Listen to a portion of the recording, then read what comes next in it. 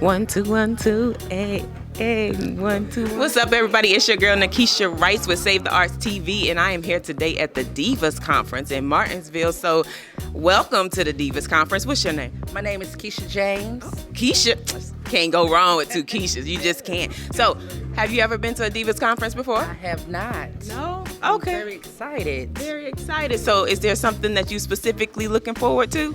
I'm just looking for expectations. Oh, can't go wrong with expectations. Can I get your names? My name is Yolanda. Yes, Carolyn. Patricia. Oh my God, I know each one. I know I have a friend with each one of those names. So, how did you hear about the Divas Conference? I'm actually friends with Latika. We graduated together. Okay. So, have any of you ever been to a Divas Conference before? Oh, yes. Yes, it's all around. Yeah. So, what did you enjoy from the last Divas Conference? I enjoyed everything about it. I actually was a speaker on the conference last year. So it's awesome, and I knew I had to be here. Okay. So, what did you speak on? Breaking cycles. That's a good one. And it's a hard one. So, Farika, okay. Melissa. All right. Have you ever been to a Divas Conference before? No, ma'am, I haven't. No. What about you? No, first time. Okay. It's my first time, too. So, we're going to enjoy it together. Is there anything that you're looking forward to today? Just looking to see what good information they have for us women out there. Okay. What about you? Just grasping anything that I can benefit from. Okay. Well, I saw that somebody was speaking on healing the mind and the body, and I got to work on my mind to work on my body because I keep wanting those chips, and that's not going to work. So, My name is Terry Carter Harrison. This is my second year here at the New College in Martinsville, Virginia, supporting the Divas Conference. That's Latika S. Carter. She's the hostess here, and I'm excited. And I'm just looking forward to the panelists on today and discussions about those life issues. And Prophet Todd Moss, who's going to be here on today. So I'm just excited. The atmosphere is great, and I'm just trusting God to come in and have a word for us ladies and men on today. My name is Maya Thomas. Kimmery Thomas. okay. Well, awesome, Thomases. So, is this your first Divas Conference? No, this is actually the second year I've been. Okay. This is my first. Okay. Well, I'm with you. So, what are you expecting to get out of it? I'm expecting greatness and all the information to help me to succeed to my next level. Okay. And then, what did you get out of the last conference you attended? It was just amazing. Power, empowerment, uplifting. It was just an amazing experience. So I'm looking forward to this year, Latika bringing it more. Yeah. Thank you. I'm Barbara Staples, and this is a special place for me because Dr. Ballin was so kind and good to us, and this is just a treasure, and it's good to be here for any activity. Okay. Is this your first Divas Conference? Yes, it is, but I come here often to have child care classes, so I'm in here quite often. Okay. Well, we thank you for coming by today. Well, thank you. What's your name, ma'am? Drusilla Harrison. Okay. Is this your first Divas Conference? This is my first Diva Conference. Okay. What's your name? Marguerite Scales, how you doing? Is this your first Divas Conference? Yeah, it is. I'm very excited. Have different topics, go over different things, hope to learn something. Okay, is there a specific topic you looking for? Yeah, about marriage, relationships. That'll be great. That's always one, right? That's always one. My name is Sherelle Butler. Okay. All right, Miss Sherelle, is this your first Divas Conference? It is. Okay. What are you expecting to get out of it? A word from the Lord always. So My name is Mabel Finney. Okay, Miss Mabel, is this your first Divas Conference? Yes. Okay. So are you excited about it? Yes. Okay. Is there anything you're expecting to get out of it? More than what I knew when I came in. That's an answer for everything right there. Kayla. Okay. Hey, Kayla, is this your first Divas Conference? Okay. How did you hear about the Divas Conference? Through my friend. Okay. Are they here too? Yeah, they're here. Okay. So what do you want to see most in this Divas Conference? I guess key points to get ahead, something like that. Yeah. Okay. Well, what's your name? Tiffany. Okay. Nice to meet you, Tiffany. So is this your first Divas Conference? It is. Okay. It is. So what are you expecting to get out of the Divas Conference? Well, my auntie, she's going to be a keynote speaker, Dr. Montanique Finney, and I am expecting just to gain knowledge on everyday living. Jennifer Schofield. Shanika Gravely. Okay, nice to meet y'all. Is this your first Divas Conference? That was my second. Second one. What about you? Second. Second one. So, what could you tell us about the last conference you went to? The last conference was really, really good. I was in part of basically with the things that's come as far as setting up things and getting everything arranged and handing out food and stuff. But it was really, really nice. Okay, that's awesome. Is there a specific keynote speaker you're looking forward to tonight? No, not really. I know last year was a bang, so I'm looking forward to be a bang again this year. Welcome to the Divas Conference. You look beautiful. Okay, what's your name? Sematorian. Okay, and I overheard you over there saying this was your second conference. Yes, this is the second time I was here last year. Okay, and so what did you enjoy most about the last conference? Oh, the last conference, it was, I think this one's going to be a little bit different, but last year there was phenomenal speakers. Everybody talked about their story, which, I'm a storyteller too, so it was so awesome to hear the story and the journey that everybody's been on last year. And I think the people really, really learned a lot as far as overcoming and grace last year. So I'm looking forward. This year we're doing a little bit different, but I'm hoping everybody will have something they can take home. I like your dress too. They styling and proper. I got to step my game up in here. What's your name? My name is Dr. Montanique Finney. It's a pleasure to be with you today. Yes, you heard that doctor in front of that name, didn't you? So is this your first Divas Conference? This is, and it's a pleasure to be here to actually speak today on one of the panels. Oh, you're one of the speakers. This is exciting. So what's your topic? My topic is mental health, and I'm going to be here to talk to the people today about how to take care of themselves and be a blessing to other people, hopefully. My name is Victoria Holland. Okay, and so what brings you to the conference today? I'm one of the speakers on the panel as well. Sure, we got another speaker in the house. Okay, what's your topic? My topic is mindset. Changing the mind, because it's important that we know that no matter what, we change how we think. I told somebody earlier that I have to change my mind on potato chips because, that's like the hardest thing. They're right, you can't eat just one. Can't eat just one. So welcome to the Divas Conference. Show everybody your cup. Look at this cup, bling blinging. Yes. Is this your first Divas Conference? Yes, ma'am. Okay, and so are you speaking at the Divas Conference? Yes, I will be speaking about massage today. Did she say massage? Here today at the Divas Conference, and we have another diva. Do you see her dress and the bling? All right, what's your name? My name is Shatara. Okay, it's nice to meet you. Is this your first Divas Conference? Yes, it is. Okay, and you're a speaker as well? Yes, I'm one of the panelists. Okay, so what are you speaking on? I'll be speaking on the body segment, the health, body, and soul, keeping your body healthy. Prophet Dennis Moss. Okay, Prophet Dennis Moss. Can you give me? Never mind. Okay, so is this your first Divas Conference? It is. It is. I missed the one last year. I was in Atlanta at the time, so I missed the one from last year. Okay, so are you speaking today? I am. Okay, so what are we talking about? Whatever the Lord gives me. Oh, I love it. We're just gonna flow. Yes. So, because we all need that word from the Lord. Title, Dr. Sharika Walton, but I am a family nurse practitioner. And so I'm here doing free blood pressure screenings and glucose screenings and BMI and things of that nature. All of the things that can lead to heart disease, kidney failure, loss of vision, and it's very much so important for minority communities to have these screenings. So since you were at the last conference speaking, what would you say was your best moment at the last conference? Everything. It was awesome, phenomenal, lovely, to say the least. It was really amazing. She had an awesome panel last year. I'm looking so forward to everything, to all the panelists this year. And now we have men that are included, so that's amazing. It's wonderful to get a man's perspective. Women can't fight the world by themselves, so we need our men.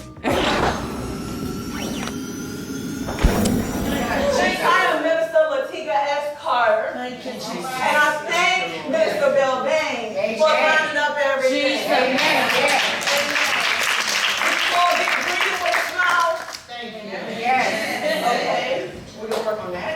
Did you all enjoy the food? Yes. Oh. So your tummies feel good? Yes. So now it's time to feed you the other way, like mentally and spiritually and on and popping, right? Yes. Divas Conference. Welcome. I am so grateful and honored to have each one of you in the building. And God is not even finished with you. That's right. Come over here. All right, so we thank God for what he's doing. And if this is your second time coming, will you just raise your hand? Yes. Has it already just changed from the first time? Yes. Changed already, right? You thought you were going to come in and do what was going to happen. Like, what is this? This right here is a life-changing experience. If you want it, God will give it to you. So when you leave, expect. We're expecting the unexpected. So, this is my DJ over here.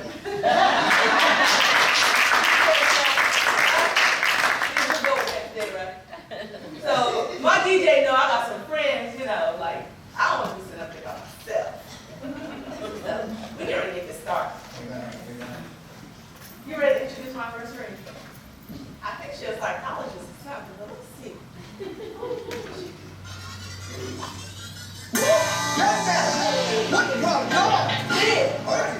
Dr. Montanique L.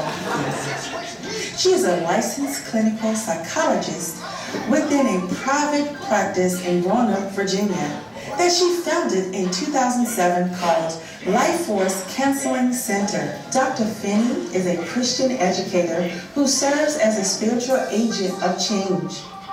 She truly believes that with Christ all things are possible. Let's welcome to the stage Dr. Montanique L.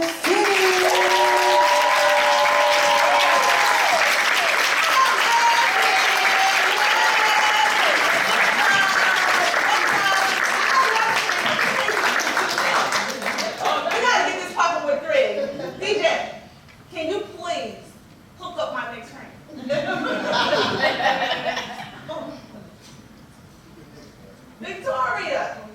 I mean, DJ, we're going to work this out. Y'all just excuse us. Forget the technicalities, because we hear that, you know, the message when we leave is going to be concrete. You know, forget all this other stuff. Just don't forget about my friend. DJ, you feel me? You got me? Hey!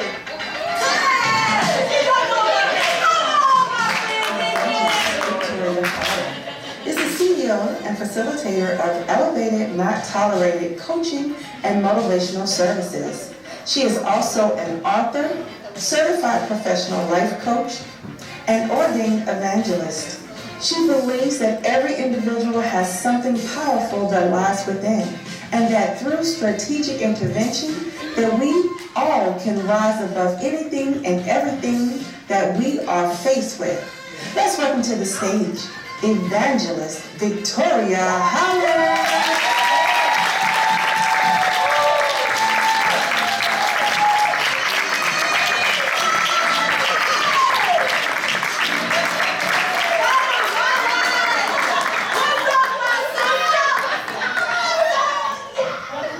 This is how we supposed to be greeting each other. Don't be looking at us. That's all right. Y'all came to a conference. Y'all just didn't know what was going to happen, right? Y'all want to laugh today, right? Yeah. Be serious. Laughter is good for the soul. Yeah. Some of you should have came in here with some serious stuff. Y'all listen now. That's not because I'm saying it. I'm just saying. You know, but we're going to have fun today. And we're going to be blessed by God, blessed by the beautiful speakers. But we're getting ready to go into this mind forum. We're going to go into this mind forum. And we're going to talk about some good stuff. So we introduced you first, Dr. Montanique L. That was Ellen and Ben. Tell us a little bit about yourself. Again, my name is Dr. Montanique Finney. I do proclaim that doctor because it took a long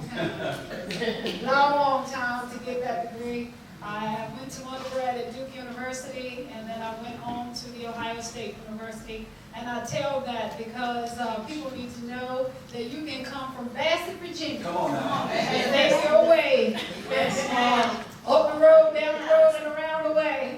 I did my residency at the VA in Salem, Virginia, which is how I ended up back here. But that's that side of the picture.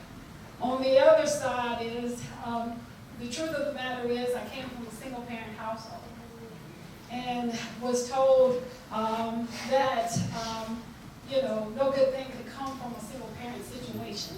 You know, I was that child that was supposed to be a statistic. But God had other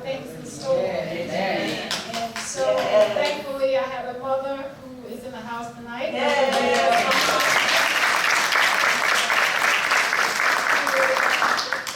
Who kept speaking life into me and said that you will be great and we will figure this out. And if you do your part, I'll do my part. And what I don't know, I will find out. Because she stayed humble enough to get the assistance that she needed, she taught me how to do the same. And so, as the song says, started from the bottom, now I'm here. And one of the reasons that I became a psychologist is because I know what it's like to have to deal with your thought life. If we're not careful, the way that we perceive things can cause us to keep the familiar. And just because something is comfortable to you doesn't mean it has to stay familiar. You can change your situation in a matter of seconds. And so I got into the business of helping people change their situations on. Minister Belvine Ryan. Yeah. You need some attention, DJ. Thank you, we got you. Okay, okay. Shoot, that's good. Let's give it up.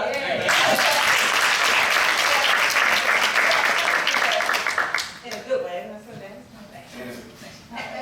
She said I'm coming out. So, sister girl. Yes, sir. Tell my guests down here a little bit about yourself.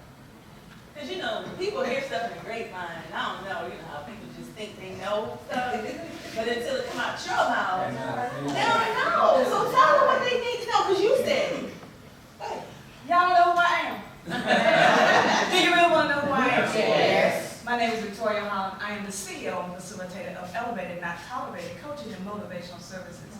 Elevated Not Tolerated means to rise above anything and everything that's ever held you down and has caused you to feel inadequate. But my friends, my brothers, my sisters, you and I together, we rise above anything that has held us down. I am that young lady. I am that young lady that came from Smith Road, Martinsville, Virginia. Right across the street from Evan Hurd School.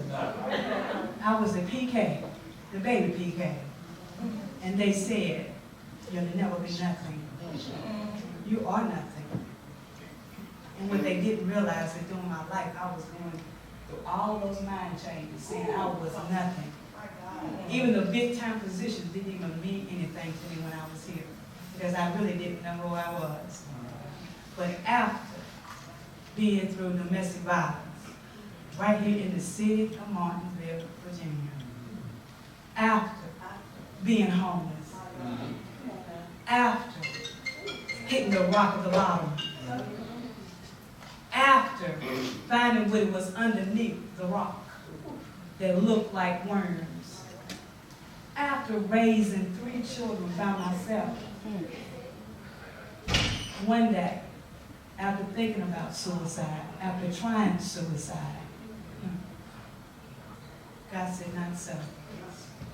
And as I came out, God said, you will no longer be held down by anything or anyone ever again. No situation will hold you down. It didn't matter when I got that degree. It didn't matter when I was working. I was still held down until God said, no more. You shall rise. You will rise, because I got something greater for you to do. And you will not die. That's who I am. And I'm coming out. And I'm still coming out.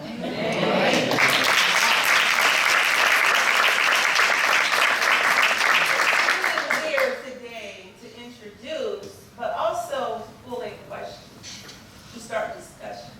Because I don't know about you, I like to be real. There are sometimes, a lot of times, you're not going to get this in the church. Let's just be honest.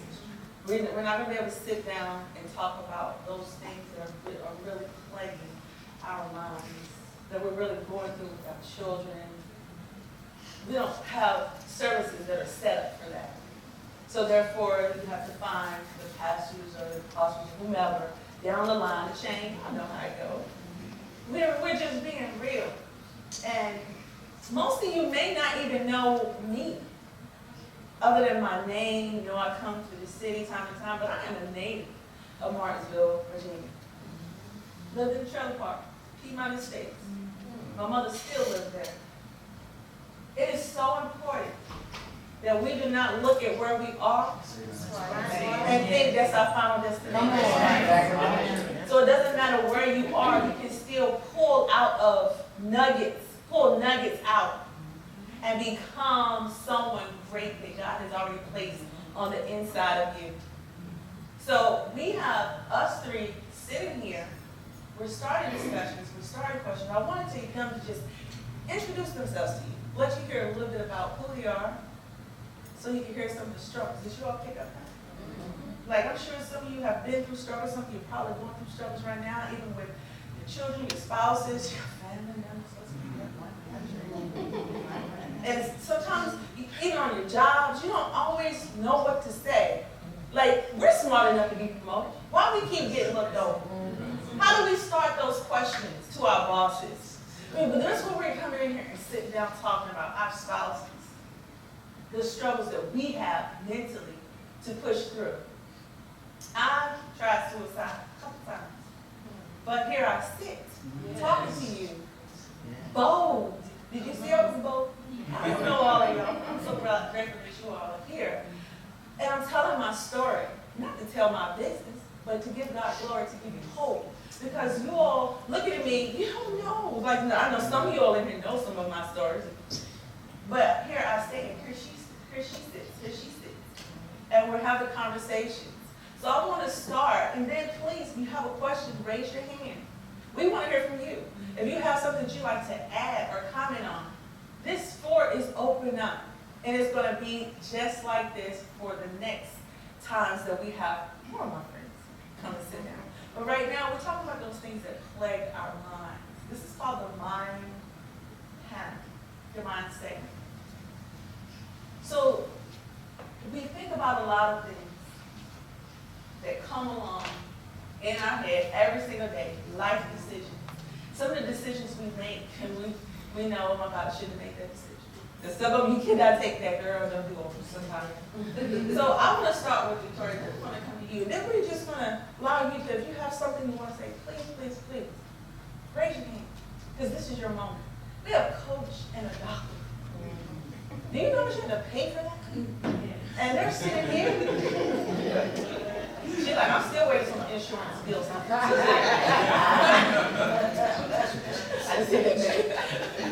But what you had stated was living in a certain neighborhood. People look at you, you've been a peak stage child. So I want to talk about the pressure that was put on you that made you make some of those decisions that you made. I'm not talking about today, because we have to deal with what has caused us to become a certain way. We can't get over ourselves until we find out what happened. What is the root cause of me acting the way that I'm acting? Because we act out. I'm not going to be acting right. Not that we mean to, we get in habits because we're creatures of habit by nature. So please. Well, being the youngest child was already a challenge because I had to live up to all of the other sisters' names. You know, being called Little Venusa and Jackie's little sister and those things. But some of the decisions I made was because I didn't want to be like anybody else. And I thought that was being rebellious. But in actuality, God's plan was it was not rebellious at all. But I did the things that I did because I was screaming out. I was screaming for somebody to find out who I really was. I wasn't Ed Holland's daughter. I wasn't, I wasn't that person. And nobody saw me, but they saw who they thought they see. And so through the decisions that I made decisions that delayed some things in my life. Even the perception that my pastor talks about so often, the perception that I gave to people was that I was this kind of place worse, and I wasn't. I even remember going to, I used to sneak out the house to go to parties. Y'all don't know about that. Yeah, I know. I know. Y'all remember well, don't tell about it. I sneak out the house. But I remember at, I want to say 16, 17 years old, my sisters never went against the prick. Daddy and mama said we didn't go to parties, they didn't go to parties. Oh, but you were that property child. That wasn't I was going because I want to see what was going about. And I made a decision to sneak out one night and go down Yorkshire Drive. And almost didn't make it home. Because I didn't drive the car, I walked. Y'all know why Yorkshire? Y'all know what that is? Y'all know. Get in the road. But I caught myself trying to be grown and I was going to make it happen. And didn't realize that I was going to almost lose my life because there were things that was happening even back then. But I remember coming home and thought I was going to sneak through the basement like I always did. But this night, my daddy was sitting at the table, right in front of the door. And he said, I don't know who you think you are, little girl, but don't you ever sneak out of my house. That started my rebellion. That actually started my rebellion. Why would you say that? Why would I say that? Because I told him in the room, I'm my daddy's favorite. Y'all don't know? How many of y'all know I'm Ed Holland's favorite? Look, my cousin back to back, she said yeah, she is the truth. I'm proud of it. Okay. No, my sister tell you that too. My sister tell you that. Yeah, my sister went over there. But it started because I knew my daddy was going to take up for me. I knew my daddy would get me out of anything that I got into. So there was a way out. You didn't care. I didn't care because I knew I was his favorite. So if I got into trouble, he was going to get me out even though he said he wouldn't. But what I didn't realize was there was things that he allowed me to get into so that I would grow. But sometimes when you make decisions, you see them later down the road that will cause you to go into a box, that will create more little boxes, which creates more problems, which creates more emotions, which creates more things for you to get out of. And when you do that, it takes longer when you don't have someone that can talk you out of it. Because see, I came from the side of the family where you kept things secret. You didn't talk about certain things. Okay? Y'all got some help right now? You didn't talk about certain things because if you did, then that meant you were outside of the norm anyway. And so going through that, I learned that I could get away with some things as long as my daddy would get me out. So I want to come to you based on what she said because you're the doctor. Right? Now, yeah, well, I want to help people in here. Yes. Who have children. We're going to go to families right now because that's where I feel led to go right now, based on what you said. Even with children, and we know kids, small, middle school, high school, but adult kids too. How do you actually show your child? How does a parent really deal with problem children? I already did know that. I have been really ministering to parents all week this week on this topic. First of all, it doesn't really matter what age you have a heart for your child for their whole life, right? Let me start with adult children. How many of you are parents of adult children? Okay, so I figured that there was going to be a lot of you. And, you know, one of the first things they want to holler is, I'm grown, right? And you sit there watching them do some dumb stuff as grown folks. And to me, watching people you love who are adults makes some really hard and difficult and sometimes poor decisions is one of the hardest things to do. You love them and you want to do something, but you suddenly are not in a position to have the power to change the dynamic you did when they were young, right?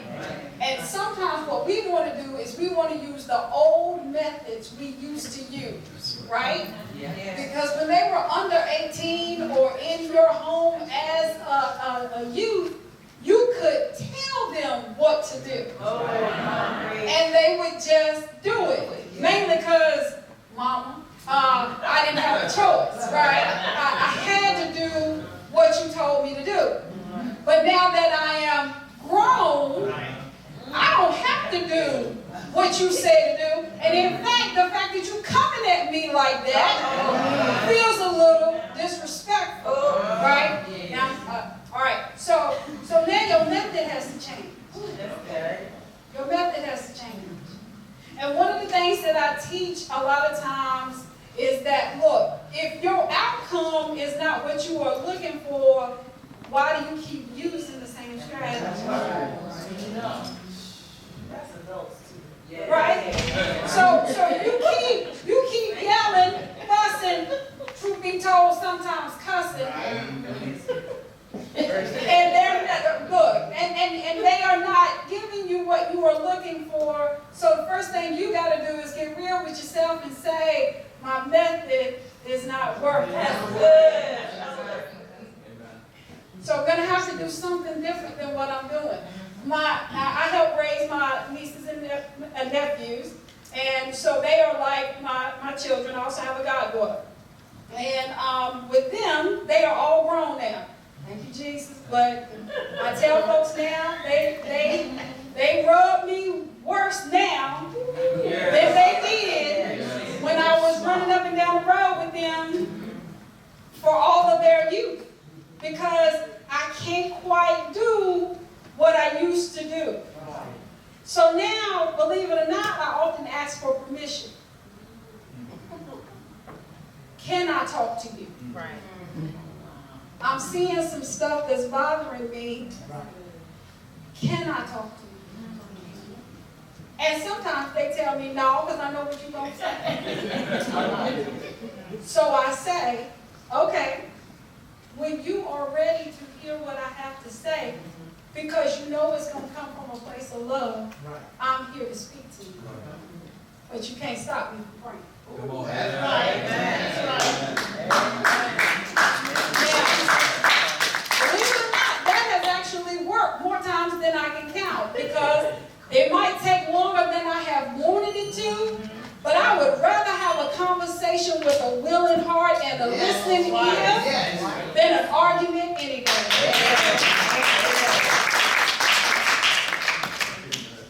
Patience is a virtue for a reason. And if you want to have some level of power or influence, then you've got to be willing to do something different than what you're doing. So for me, it's check your strategy.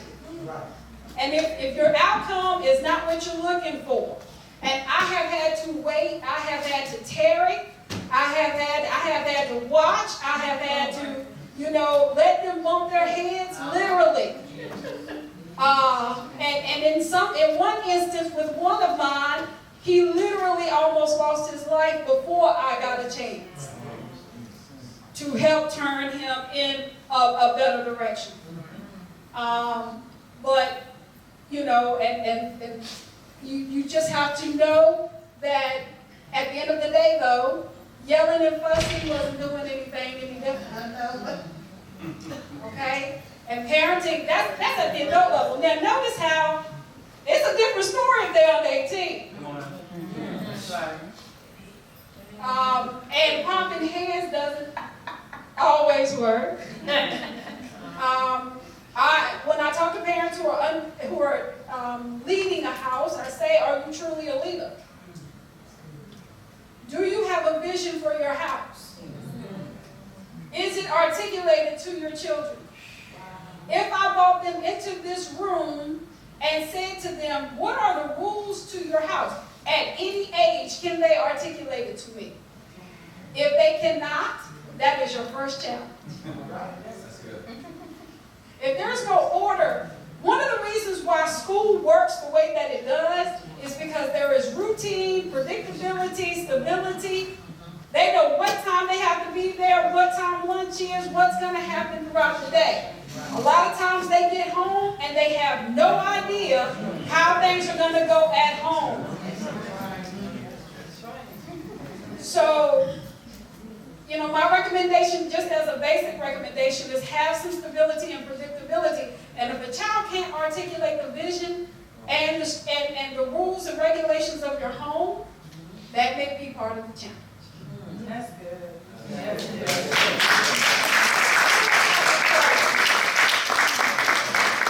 Any questions? Y'all just sitting in here. I know you absorbed it. You have anything you'd like to add to what it said? I am a mother of young adults, and this is really, really good, and I appreciate what you said. Can we have this conversation? But what happens when they're young adults, they're over 18, they're in college, so I'm still paying the bills. When I grew up, until you start paying your bills, you weren't grown. I mean, that's what I said. My dad said, "You grown yet?" No, Dad, I'm not grown. So how do you handle, I've been blessed with good kids, but they're still, you know, I'm trying to teach them, guide them. How do you deal with that age group and letting go? That's, you know, that was the hardest thing because I was such a structured mother. Because they were stair steps, I had to have it that way or it would be chaotic. Because I was so structured, when they left my home, I mean, right now I'm having the empty nest thing going on. And I find myself sometimes having anxiety because I no longer can protect. I no longer have that control. So what could you tell me to help me let go? First of all, the empty nest syndrome is a real syndrome. It is a condition that we don't talk a lot about. We got a whole lot out of investing in those kids, being at the games, being, you know, at the sit down doing homework, and the day when all of that ends, there's a lot that you lose. There's a lot we gain too, but there's a lot we lost. So you have to go through a process of kind of first at giving yourself more credit for what you accomplished.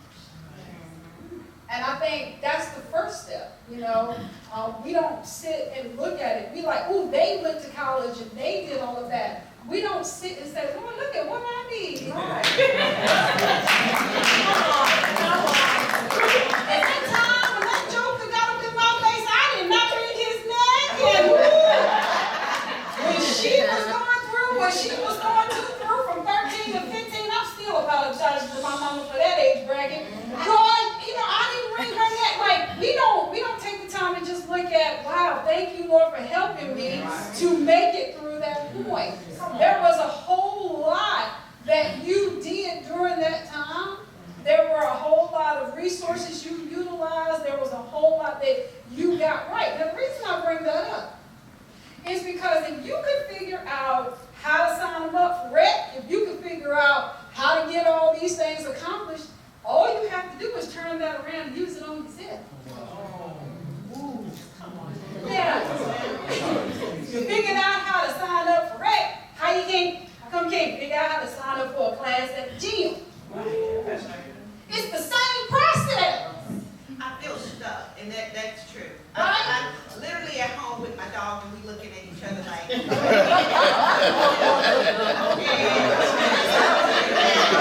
looking like.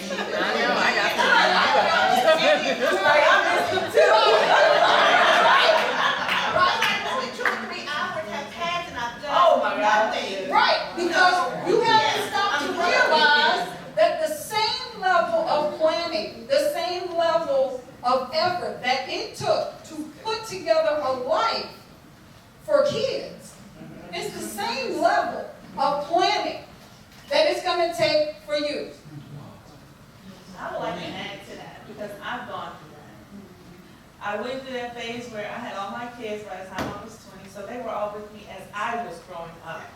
So it's different because I didn't know who I was. So they were attached to my hip and my heart. No matter what we had gone through together, we were together. But at that point of 2011, when it was time to split paths, and God was telling me, go this way, I had my daughter who said, no, I want to stay where we are. So I had to leave her behind. And then my oldest son, he was going to college for the first time. So it was like my whole life shifted right that fast. And plus, I moved to a different city at the city, way away. So for me, I was dealing with depression and dealing with low self-esteem and all these other things. And I had to learn how to reinvent myself. I had to learn how to, I knew what made me mad. What made me, we know that. What makes us mad, what makes us cry and all that stuff. But do you know what makes you happy? Do you know how to take yourself out on a date? Even if you're married, it's good for you to learn how to go out by yourself. So that you don't always feel like you got to have your man or your woman on your arm, because they don't validate you. You validate you. And you have to learn to find what hobbies, what passions that I have on the inside of me, because God has given all of us gifts and talents. We are creative in our own unique way. So we have to learn how to find us and not lose ourselves in the process. And it's not just with children, it's also because their shifts come all the time. Amen. Life happens all the time. And we have to not get stuck in the past, because every day changes. There's a new calendar day. Before you know it, there's a new calendar year. Yeah. We can't be that same person that we were 2 years ago. Yeah. Not even last month. We should be changing as the seasons are changing. But we need to learn how to be okay with my life as it is. I have done my part as a parent. And we have to know as far as we can take them. And I told my children when we moved to Atlanta, all of them came back. We all came back to Atlanta. And I said, look, I have taken you as far as I can take you. We are in a land now where it is open to you to make decisions. Make the best decisions that you can, but now you have possibilities. I had to find my own way, because when you deal with kids don't want to be around you, they think you lame and not hip and you ain't lit and all this other acronyms words that you're saying. And you have to learn how to be okay when you're single or when you're married. Because let's be honest, some marriages just ain't all that. It's just like you feel like you're single for real. Let's just be real. You see people on TV, they'll romance movies. So it's like you have to learn how to find you and be happy being you and start over. It's okay to start over. That's a new journey for you. That hat is off, but you're still a nourisher. But you have to learn how to find what makes you good at being you and nourish yourself. So I want to add too that sometimes when we're going through those changes as a parent, even as whoever we are, one thing we have to also go back and look at, and I've kind of looked at this from a different perspective, because sometimes we have to go back and say, am I reliving my mother in me? Ooh, I am. Okay, say me. My mom was just about her kids. Yes. All about 7 of us. Yes. And that's how I wanted to be my mom. My mom was the best mom ever. And she was the best example. And my mom's from here. She's from Martinsville. Her father was Bishop Willow Moyer, but she's a bastard girl. Yeah. But so my mom was that example, and I grew up wanting to be her. And I'm very much like her. My family was my everything. And I am trying to, okay. And my husband tell me he's busy. He's coaching football, and he's like, honey, don't do this. But I'm, like you said, I'm stuck, and I'm getting my little toe fast. But yeah, because one of the things that we as women, we are nurturers by nature. Either we were raised to be that way, or we studied and watched it that way. But at the end of the day, we have to look at ourselves as individuals. And when we have parents like we have, it makes it for us a different journey, because then you have to start evaluating every little aspect of your life. One of the things that I kind of teach in one of my classes is that you have to go to the depth of yourself. Find out the authentic you. Find out what is so different between you and your mom that would almost make you say, could I do that? Should I do that? Because when you start looking at yourself outside of who your mother is inside of you, you develop a whole different mindset about yourself. And sometimes it takes us being more real with ourselves. So one of the things I would suggest to you is start writing your, do you write in a journal? No. Get a journal. Get a journal. Start writing everything there is about, compare your mom and yourself. I have done that, and there is a lot of difference because I wanted to be like her, but my dad made me the woman that I am. If that makes sense. Yes, it does. He wanted his girls to be strong. My mom was more of an at-home mom, and I tried to do both. Yes. I wanted my home to be the way my mom made our home, and I wanted to be that career woman as well. Yes. So we are different, but yet I'm stuck with the part that I have taken on from her. Like, I love that part, but that's what got me stuck, I think, that part, and really, like you said, going for my passion and just getting out and learning myself again. Because the thing is, the things that you and her have in common is one of the things that you are now able to do. My mother loved to plant flowers. I used to watch her. We had that in common.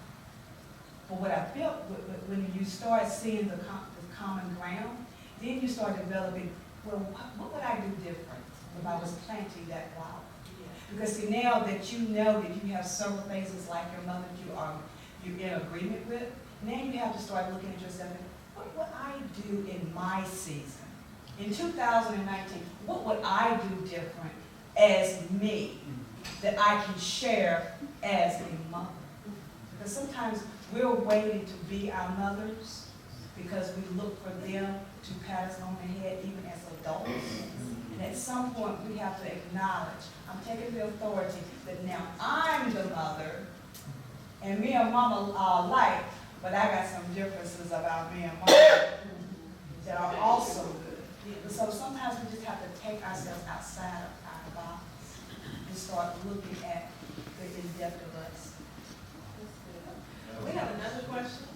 Or I was just gonna just feedback on her and just let her know that it's okay. She wants you to know she in the back.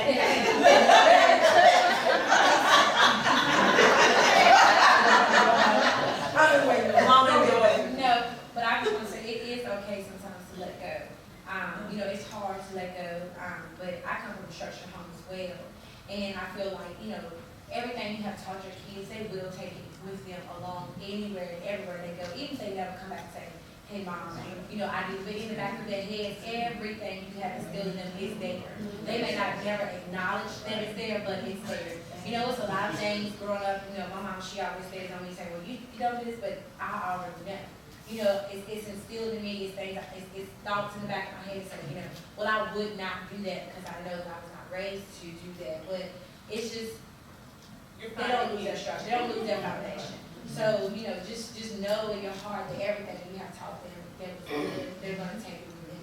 And just whenever they call, just be there for them with open arms. And everything will be great. That's awesome. That's awesome.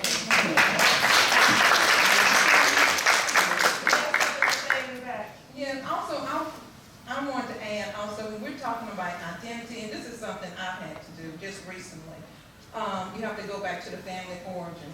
And I also attend a session on like this when you want to know who you are. Sometimes you have to go back and look at the family. My mom, I grew up in a single parent home as well. And so sometimes we as adults, we can have mother and father wounds. And I know I've been, to Shatara, as I'm educated, so I've learned some things along the way. And I've been to her and I was like, I didn't handle that the right way. I should have did X, Y, and Z, but I did. But I did the best I could with what I knew as a mother. And I've even had this conversation with my mom, and kind of getting emotional emotional even thinking about it. And even, my dad, he's deceased, but you have to forgive them because, we have kids. I've heard conversation where people say, I had a traumatic childhood, and if you don't have the father in the home, sometimes the children can grow up with an orphanage spirit, a spirit of rejection. You have to deal with all those issues, and it's work. It's work. You have a fight. And I told my mom, I said, Mama, you know what? I don't hold anything against you. You was a good mother. You did the best that you could for what you knew. You have to forgive them. And my mom was a single parent. She was a hard worker and loved my mom. And these are issues that you have to deal with that's in the heart. When you're dealing with the heart, when you really want to know your identity, you have to go back. Because God has, He created this, husband and wife, a father and a mother, but sometimes that's broken, what I'm saying? And then it leads to children growing up, and then I even have to be careful with that because I'm looking at folks like, oh yeah, you had a mom and dad at home, you know what I'm saying? Because the father's responsibility, this is a family. He sets the groundwork. This is a family. This is what a family looks like and the role as a family. But then if that's not there, a child can grow up with a spirit of rejection, that orphanage spirit, and then you have to deal with all that. But, with God, you have to work through those issues. And that's what I've had to do, work through all those issues. And I've even talked to my daughter about this. She remember the father and the mother wounds. It's real. It's real. Well, if I can, this is where I have to say a word about therapy. Because, obviously, people don't, unfortunately, y'all get your messages about what counseling is from television.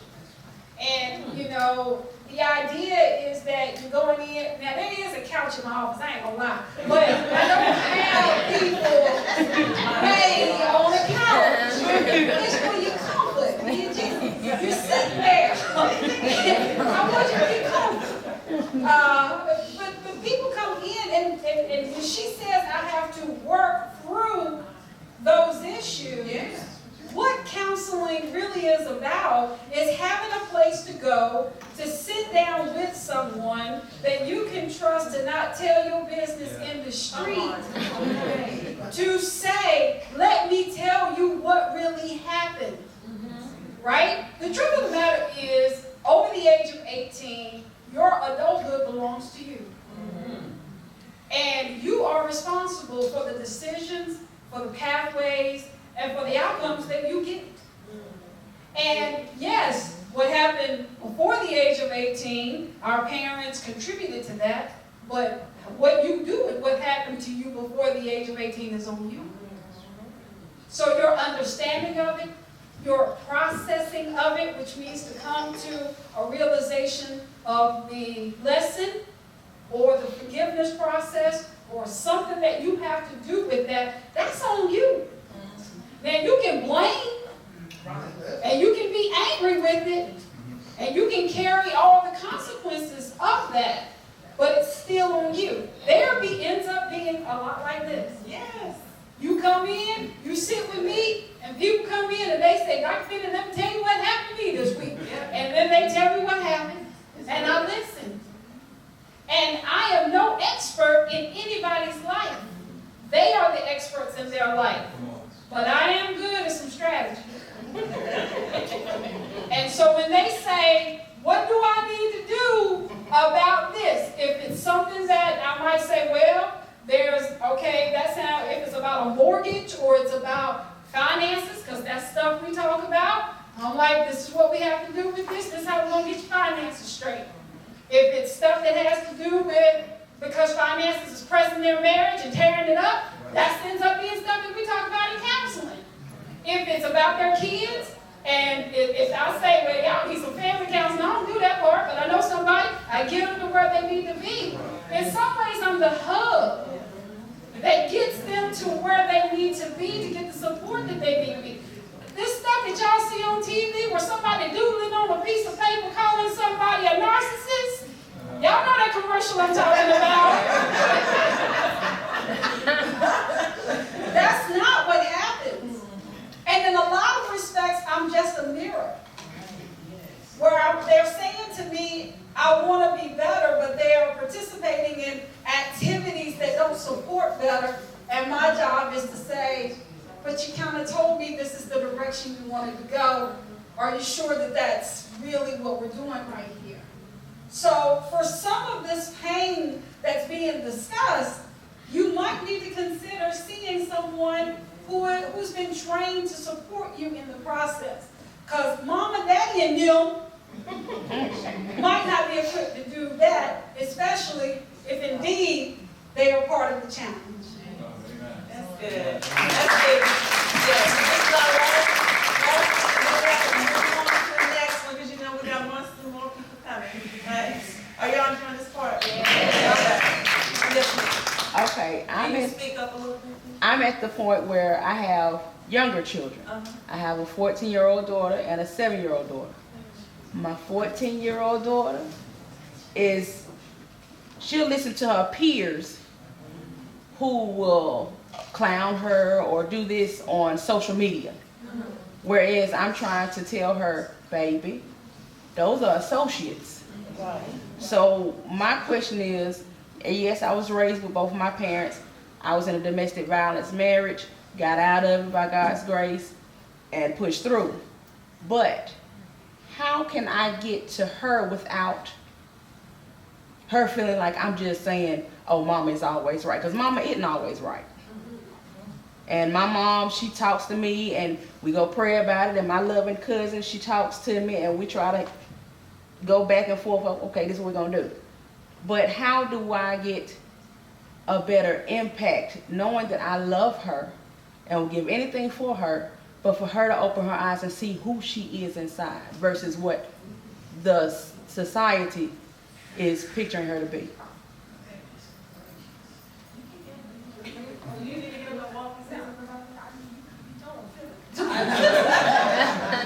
Okay.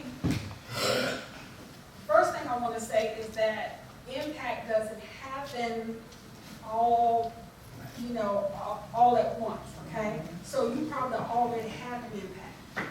When it comes to 14 right now, you have to trust and believe, and just because they're telling you they're not listening, that doesn't mean she's not hearing what you are saying. The second thing that I have been telling people is that sometimes your voice can't be the only one. Hear me, okay? Hear me. If your outcome is not the outcome that you want, you have to ask about your strategy, okay? So if you're seeing something in her that is not the outcome that you want, then you have to ask about, okay, now I'm doing my part, and I'm the mama voice, right? Yes. And I'm going to have to be sometimes authority, not all the time authority. I'm going to have to be love. I'm going to have to be the rules. And remember what I said before. If she can't give you all the rules and the regulation and vision of the home, then we start there first, right? Yes.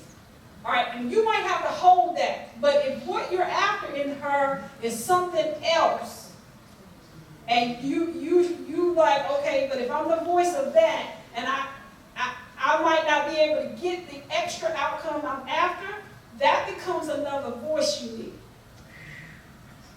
And sometimes with parents being humble enough to understand that you are going to have some assistance in this. Okay? Whether that's a mentor, an aunt, that's a grandma, that's a counselor, okay? Somebody else has got to be on the team that she starts to develop relationship with that can speak into her life to get that specific outcome that you're after. And because her life matters so much, if that's what it takes to get that outcome, then that's absolutely what we'll have to do. And that's what I'm teaching the young parents in my family. Like, look, all this stuff where y'all think it's all in you, forget that. Because really, if you look at it back in the day, that's where the notion of the it takes a village comes from. Right? Because sometimes, you're good in one lane, and then it takes another person to have another lane for you to be able to call. My mom was good for calling one of her sisters in particular for certain things. And when Unseen got called, the aunt that got called that was cool, but when she came, and I knew when she sashayed her butt down, I was in trouble. I was like, I knew I had done something, but she had a certain relationship with me, and she was so cool with it, that the way she talked to me about it would flip the script in 20 seconds or less. I had just enough relationship with her on that level to do what my mom was like, I'm tired of talking.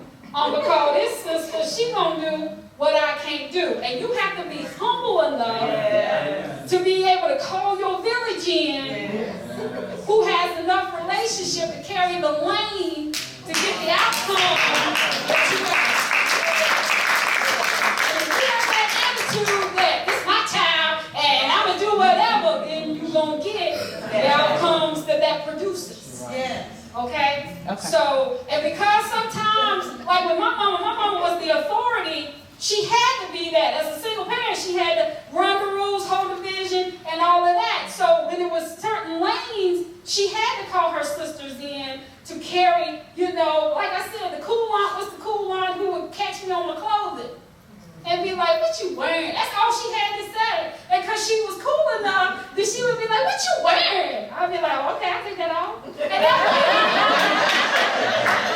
my mama would have just told me prior to that, that's inappropriate, I don't want you wearing that. And I would have all this argument with her. Cool one comes in, what? And then it would be over. And in 20 seconds, something got taken care of. And my mama's thing was, all I want to do is take that off and burn it. And the thing was taken care of. So her humility was in place enough to get the outcome she was after. And then together, we would all have a conversation about, look, you ain't going to be that kind of woman where we're going to have you doing that type of thing, because that's not what we're about. Does that make sense?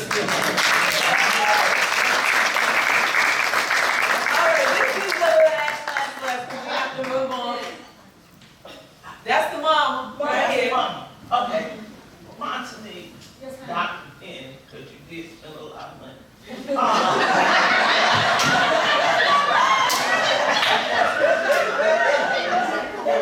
Would you please explain to everybody the difference between you two, because you're a coach, going to a coach, and godly counsel? That's a very good question. That's good. Very good question.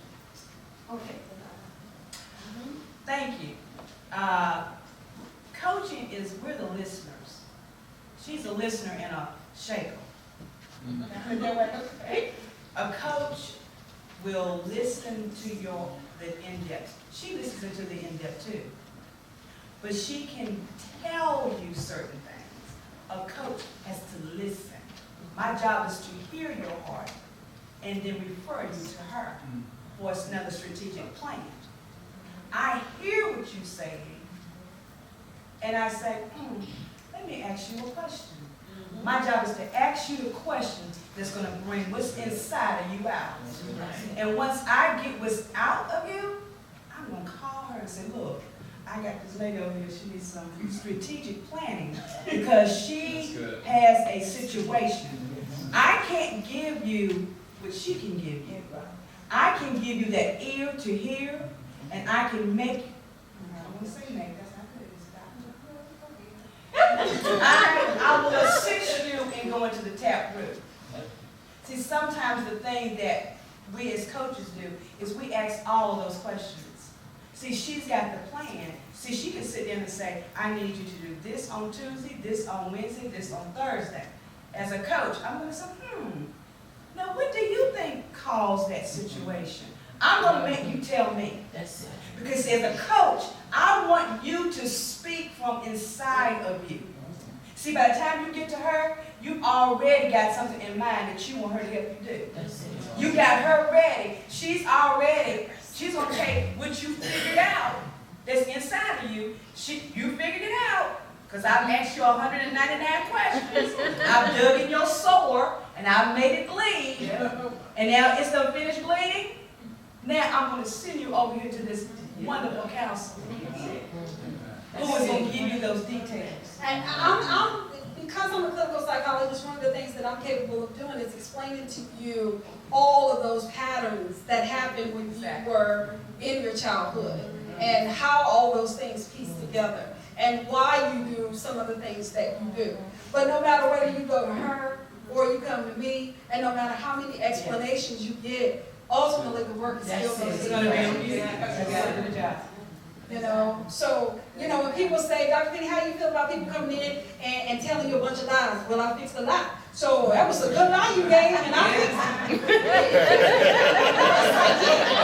Psychologist. It's a difference. It's like, it's up to you. Whatever you give to the person that you're working with, their job is to assist you with that you give. So just like you guys did a beautiful job today being open and transparent with the questions that you asked, that's what we do. We're here to assist you with whatever you ask. Because we work together.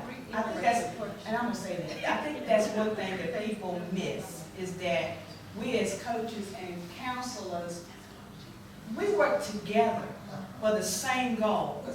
For you to do the plan that God has put in you to do, and for you to get out of your pit. That's right. And go to your palace. That's right.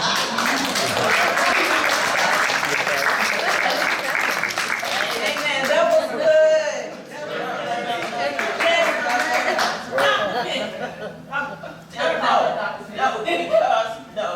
Because it's important that I love it, my niece. It's important that the people in here understand that a godly. That's what you wanted to have answered. That's what I wanted. Counselor just doesn't sit there and talk to God. They talking to you about God while they talking to you. That's exactly right. You know. So, and it's important that they understand that. Don't bring your pastor in here and he had no training. You got to take it to the source where God has dealt with a person that's dealing with you. That's all. Did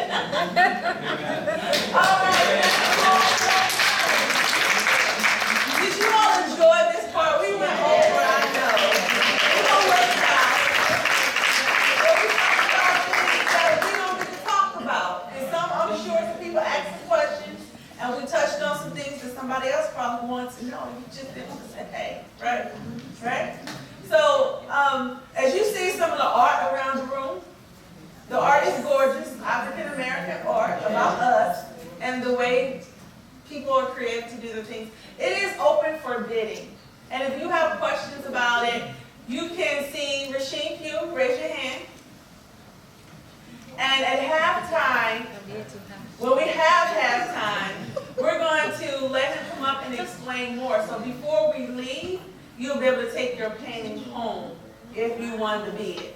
Right? So he'll be able to come up at halftime. But we still got to get through another one before we go to halftime. Right? I know y'all enjoying this. Thank you so much for participating. And thank you for your patience. And now, I do want to say this, because when I do my workshops, I know I got some men in here, but I got to say this. There are things that are being divulged in here, and you don't know the person that's sitting beside you, what they're going through, have gone through, and they're trusting somebody else. You could be talking about somebody they know. So what I always do, my number one rule. Anybody been in my workshops? Yeah. What's my number one rule in the workshop? I'm gonna help y'all out. So my number one rule is, I got two. But my number one rule is, I am my sister's keeper. I am my brother's keeper. So look at the person beside you and tell them, you know, I know I'm my brother's keeper, and you tell me I'm your sister's keeper. All right, so I want you to say it like you mean it. And then my second rule is, what happens at the Divas Conference stays at the Divas Conference. Okay? Other than the good stuff that I want to go out and talk about, because now we're being open, our hearts are out here, we're bearing. And there's enough trouble going on in the world. And people are in here, we're opening it up, and they're talking about things because they really want the answer. Don't look at them crisscross sideways, but that's right. What you do is thank them for being having the courage to come forth and to say what you know you should have been saying. I'm just saying. All right. So we're going to can we just do a 5-minute break, please? 5 minutes. I didn't want to let you know, y'all. 5 minutes. Yes. I just wanted to say and help. there's a really book out there while you're in transition to go to a coach or a counselor. Transition You in 90 Days. It really does work. It helped me with some things that I had hidden inside my heart that I didn't know were there, that I wasn't talking to anyone about. And so I got that book, I started writing in it, and it made me confront things that I hid. I didn't know that. That's my book. I did not know that. Yes. Wow. That's why I said I'm working on being a better man. Wow, I never knew that.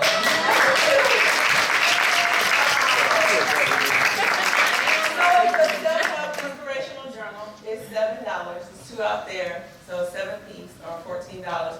And of course, we mentioned It Takes a Village. Rasheem Pugh is also Save the Arts Films, and those of you who know we do film stuff. He has a movie out there for kids that you can take home to your kids. This It Takes a Village 1 and 2. Is it out there? Yep. Yep. And he also has Find My Way. Yes. And there's impactful messages about kids. So if you have anything that you're going through with children, or you just want to have a good kid movie, please see him in the back. We also have a Legacy, is that right? Federal Credit Union, she has information out here. Paparazzi is out in the front. We still have food. 5 minutes, y'all know how to walk fast. I mean, I know you still do what you need to do, but we're going to start if you ain't here, okay? Thank you. I want some roast beef that I didn't know was on the menu. Give it up for Brenda Catering.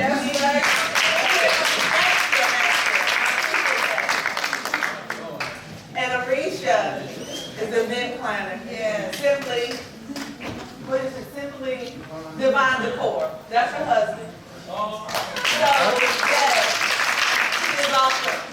And we thank God for people like that in our lives. So we're going to go to round 2. We got all the preliminaries out the way. I don't have anybody walk around round 2. None of that stuff. Y'all know, okay? Round 2. We're fighting to win our way in life. And DJ, are you ready to introduce my friend? Hey, are you ready?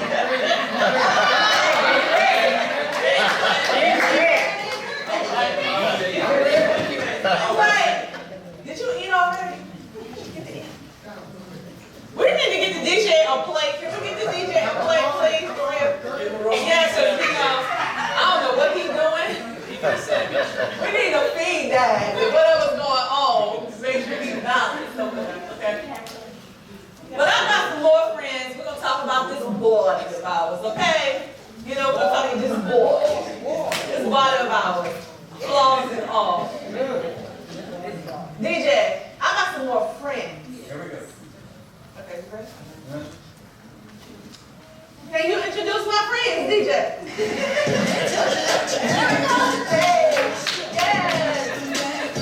Can we get some volume up? Shatira Robertson is an entrepreneur and millennial visionary. She is the owner of Unique Styles and Designs and facilitator of an annual MHC Vision Board Party. Shatira is a registered nurse with 12 years of experience in the healthcare field. She believes you gotta go hard. You gotta believe in yourself. Let's welcome to the stage, Shatira Robertson.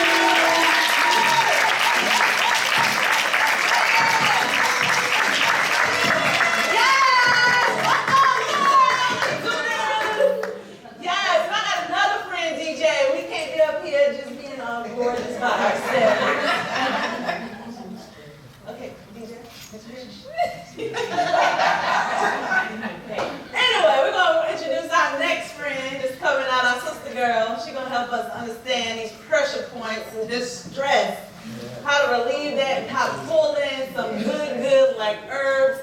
Give him time. That's what I'm doing. Now you just surround him. Give him teach. Can you find the man? There she goes.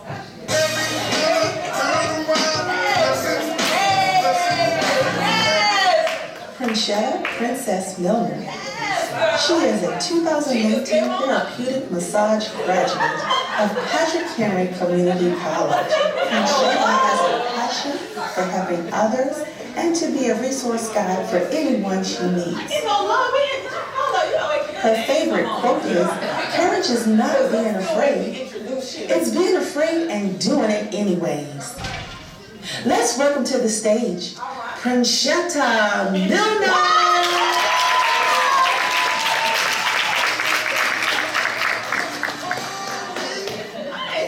Right now. I think we're gonna give her some. You need something sweet or something. All right, so let's give it up for my two friends, Shatira and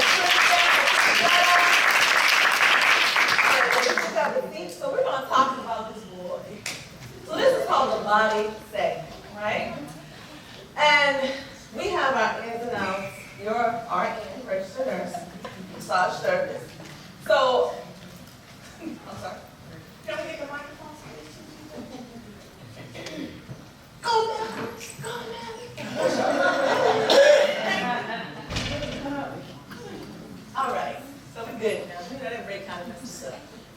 All right. So we know that when it comes to our body, we don't necessarily always want to talk about it because we don't do right by our body. I will be honest and say that because y'all my sisters. Yes. Yes. Yes. We just talked about that. Are y'all my sister's keeper? Yes. Are you your brother's keeper too? Yes. You know we got some brothers in the room. Brothers overcame struggles successfully. Okay. All right. So we have some people who are sitting here who can help us. And don't forget how we did before. We're just gonna. Y'all have a question, comment, want to answer it. Y'all good with that? Yes. Yes. So Shatira, can you please introduce yourself a little bit further to our guests here? Well, my name is Shatira Robertson. I am a registered nurse and I currently work in the ER doing emergency services. I am also an entrepreneur. I do events, weddings, decor for unique styles and designs.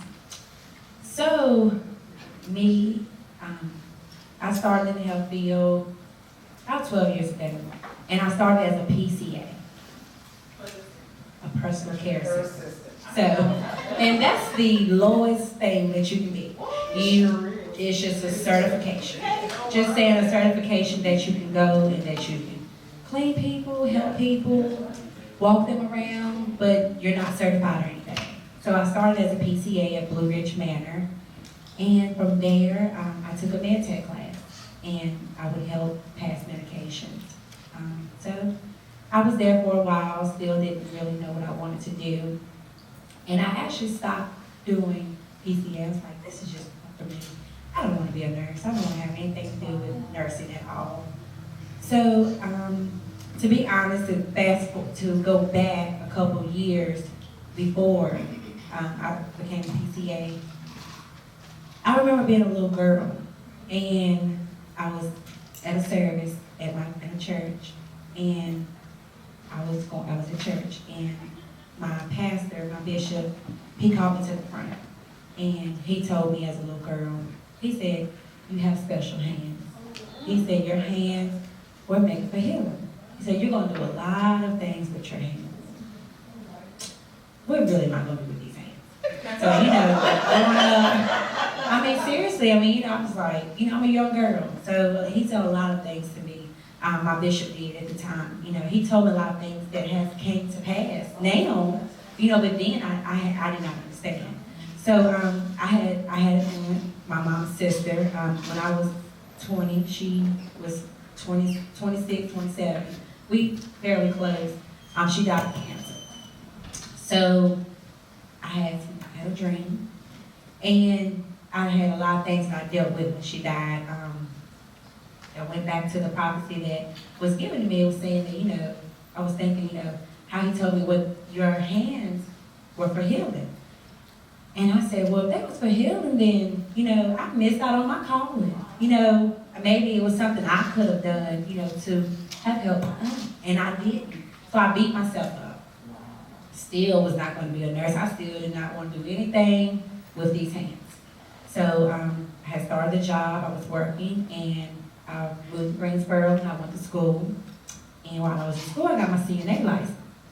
So I was a certified nursing assistant. So I thought, okay, I'm going on up the ladder.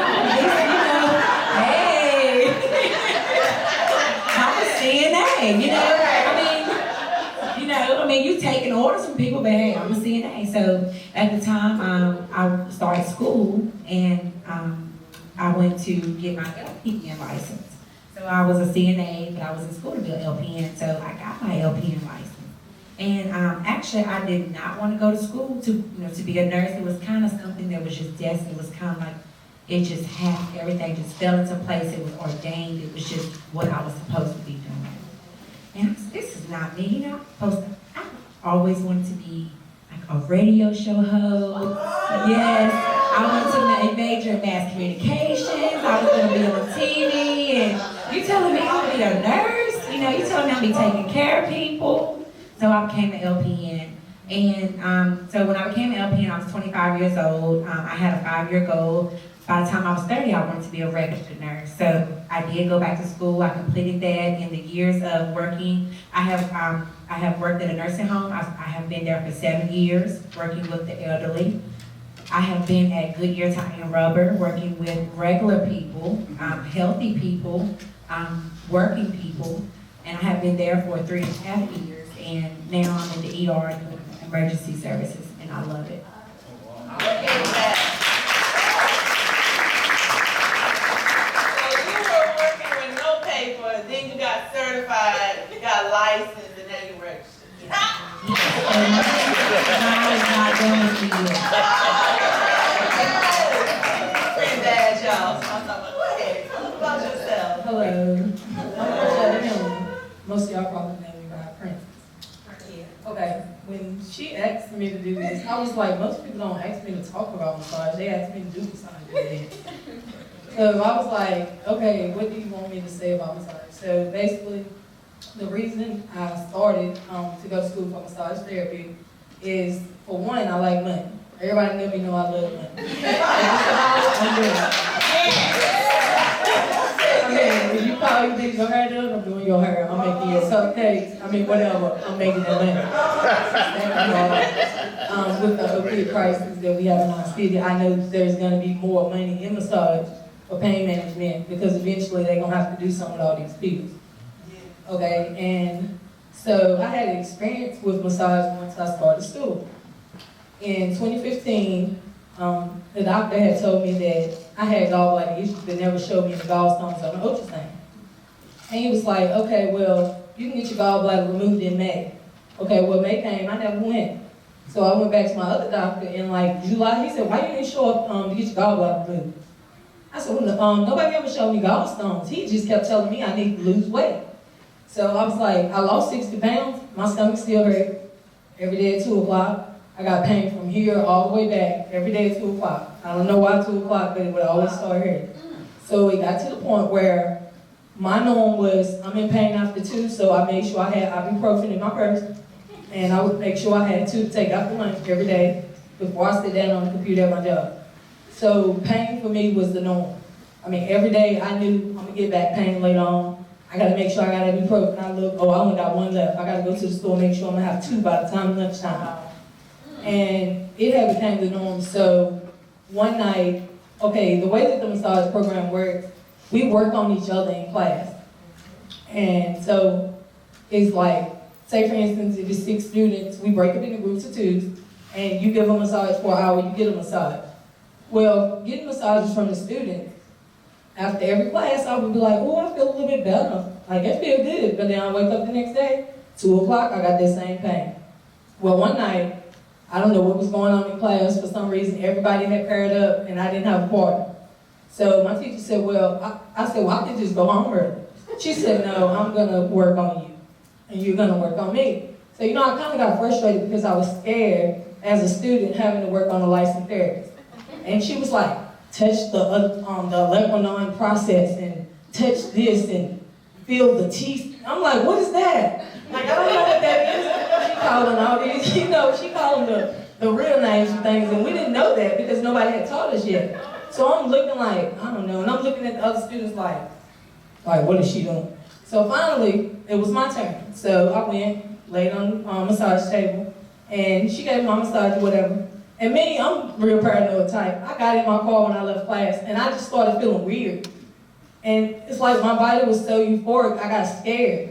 And I called my teacher, I said, I'm scared to drive home from class. Am I supposed to feel like this? She said, what do you mean are you supposed to feel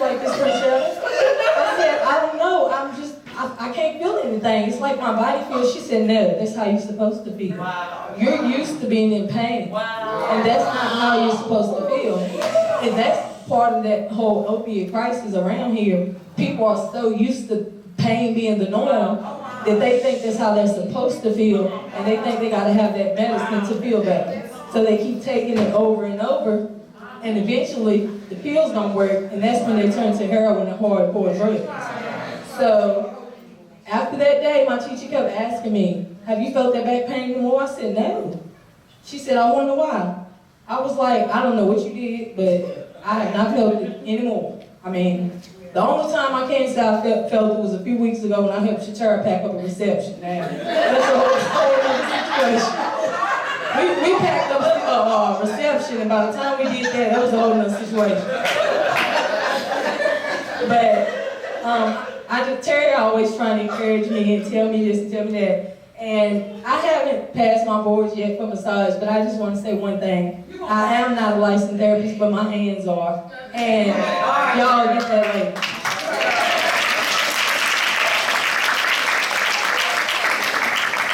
have to say, based on what you two have said, especially when you talk about we're just so used to the pain.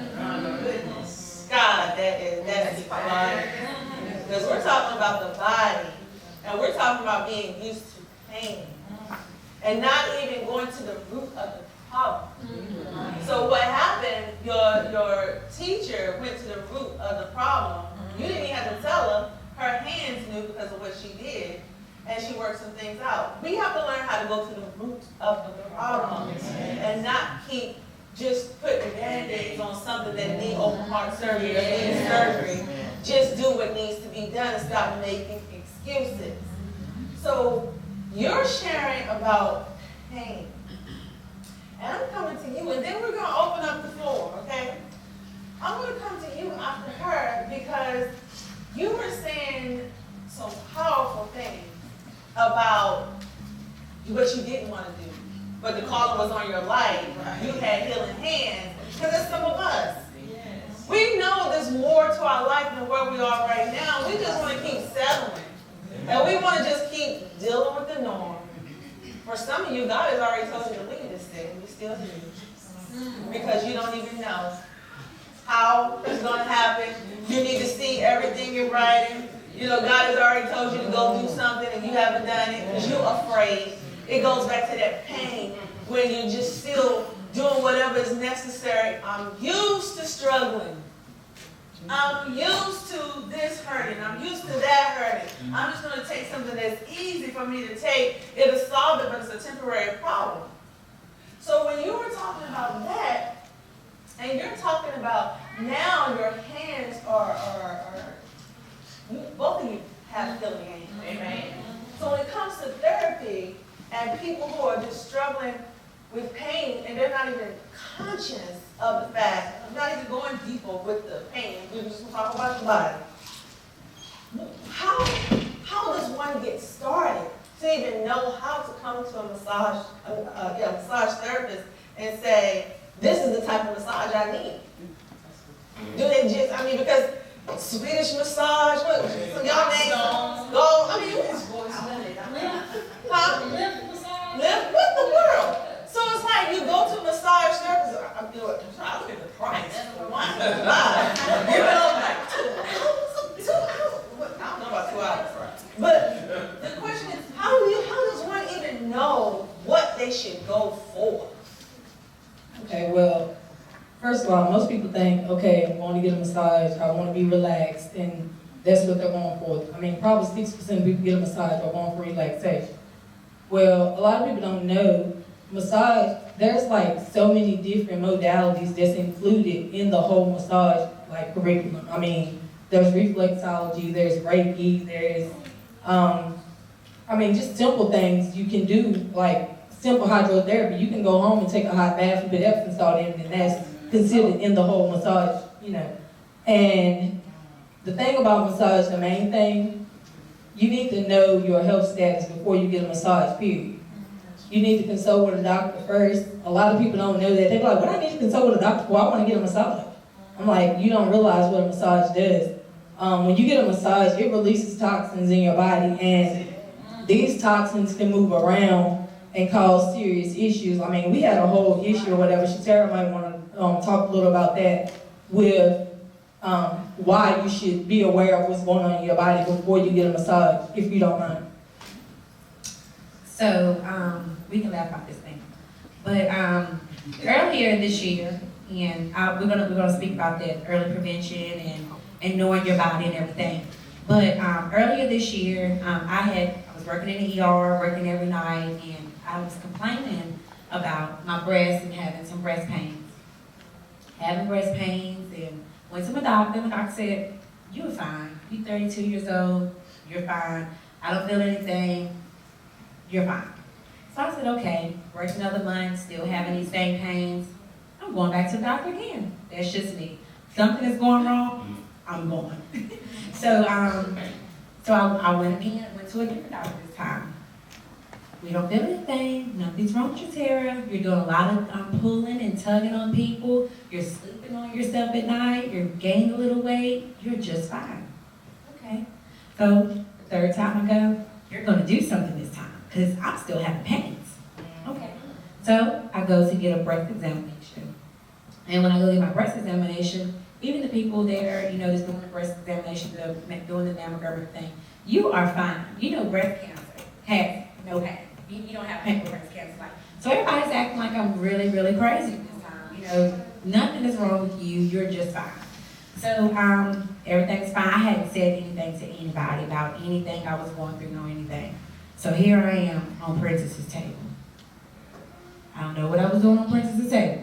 But one morning I decided to wake up and say, "Hey, Princess, can you do me a massage today?" She said, "Sure." So I'm laying there getting a massage and I get a phone call.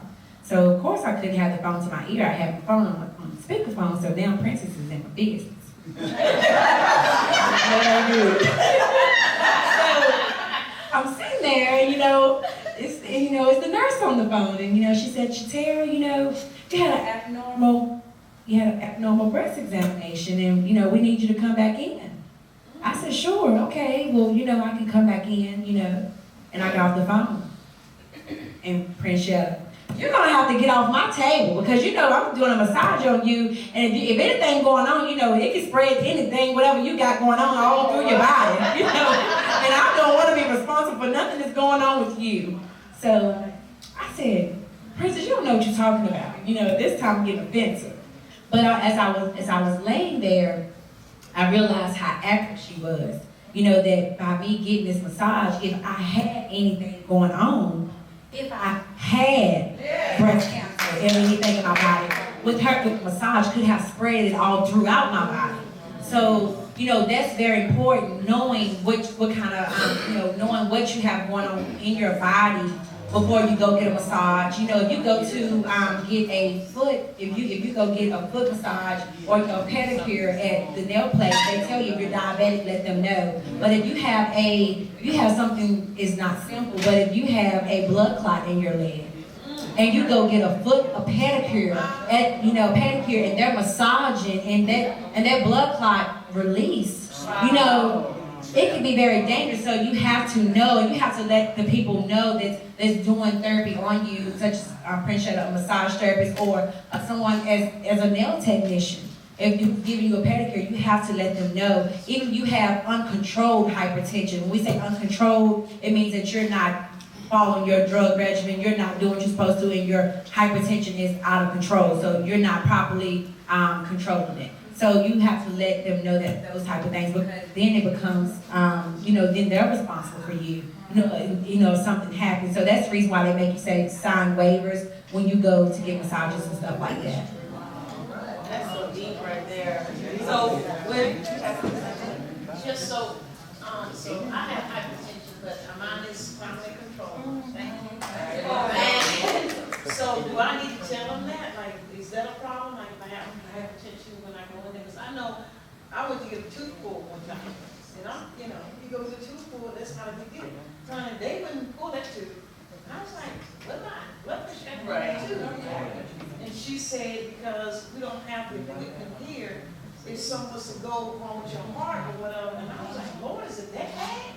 She said, it's up there. So they're sitting home. I just had to deal with the two. And so I never thought about how, everything kind of interacts, and you're really gonna have to know this. So we lean on the professionals who know this. So I'm just asking because I like getting massage. Do I need to say something about that as far as if I know it's up high or something? Well, most people, before you get a massage, most time you fill out, you should be filling out some type of intake sheet that lists different, issues.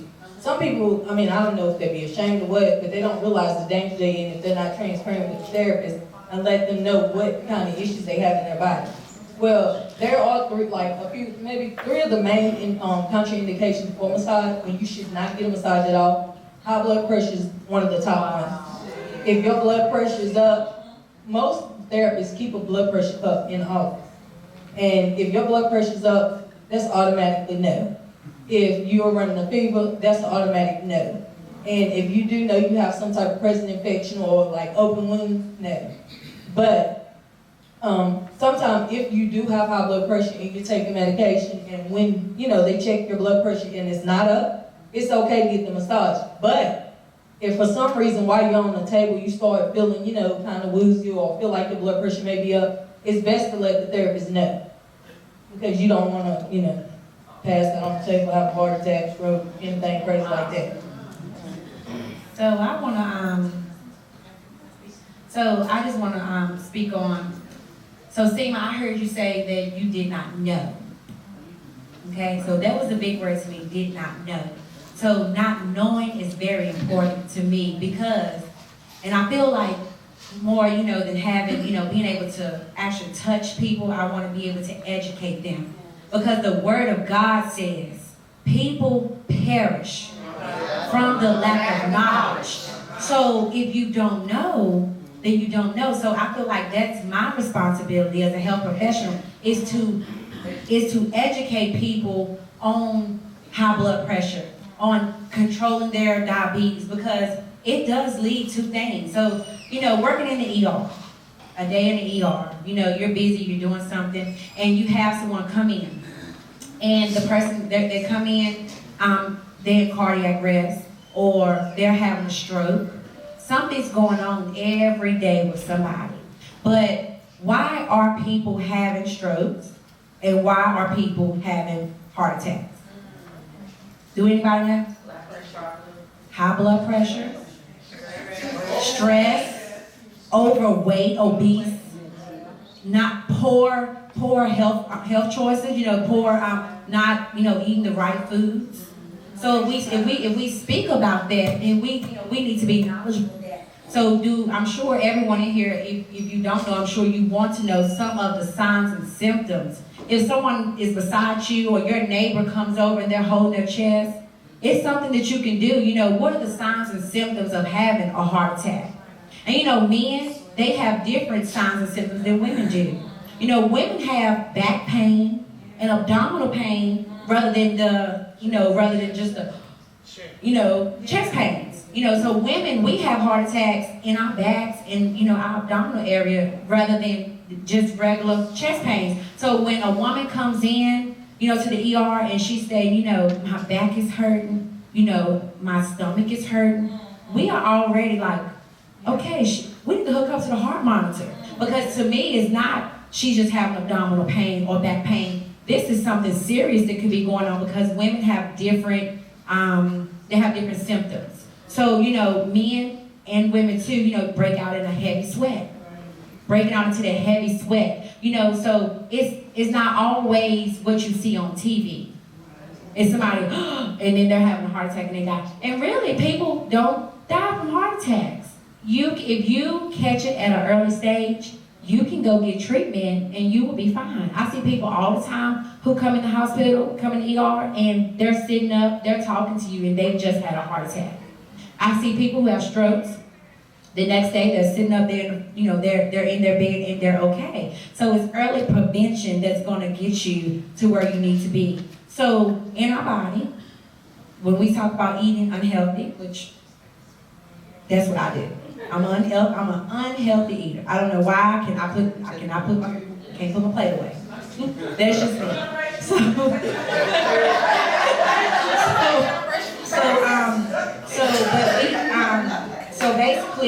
you know, have anybody, I'm sure, we don't have to say if you do, but if you ever been to a doctor visit and they say your cholesterol levels are up, that's very, very, very important.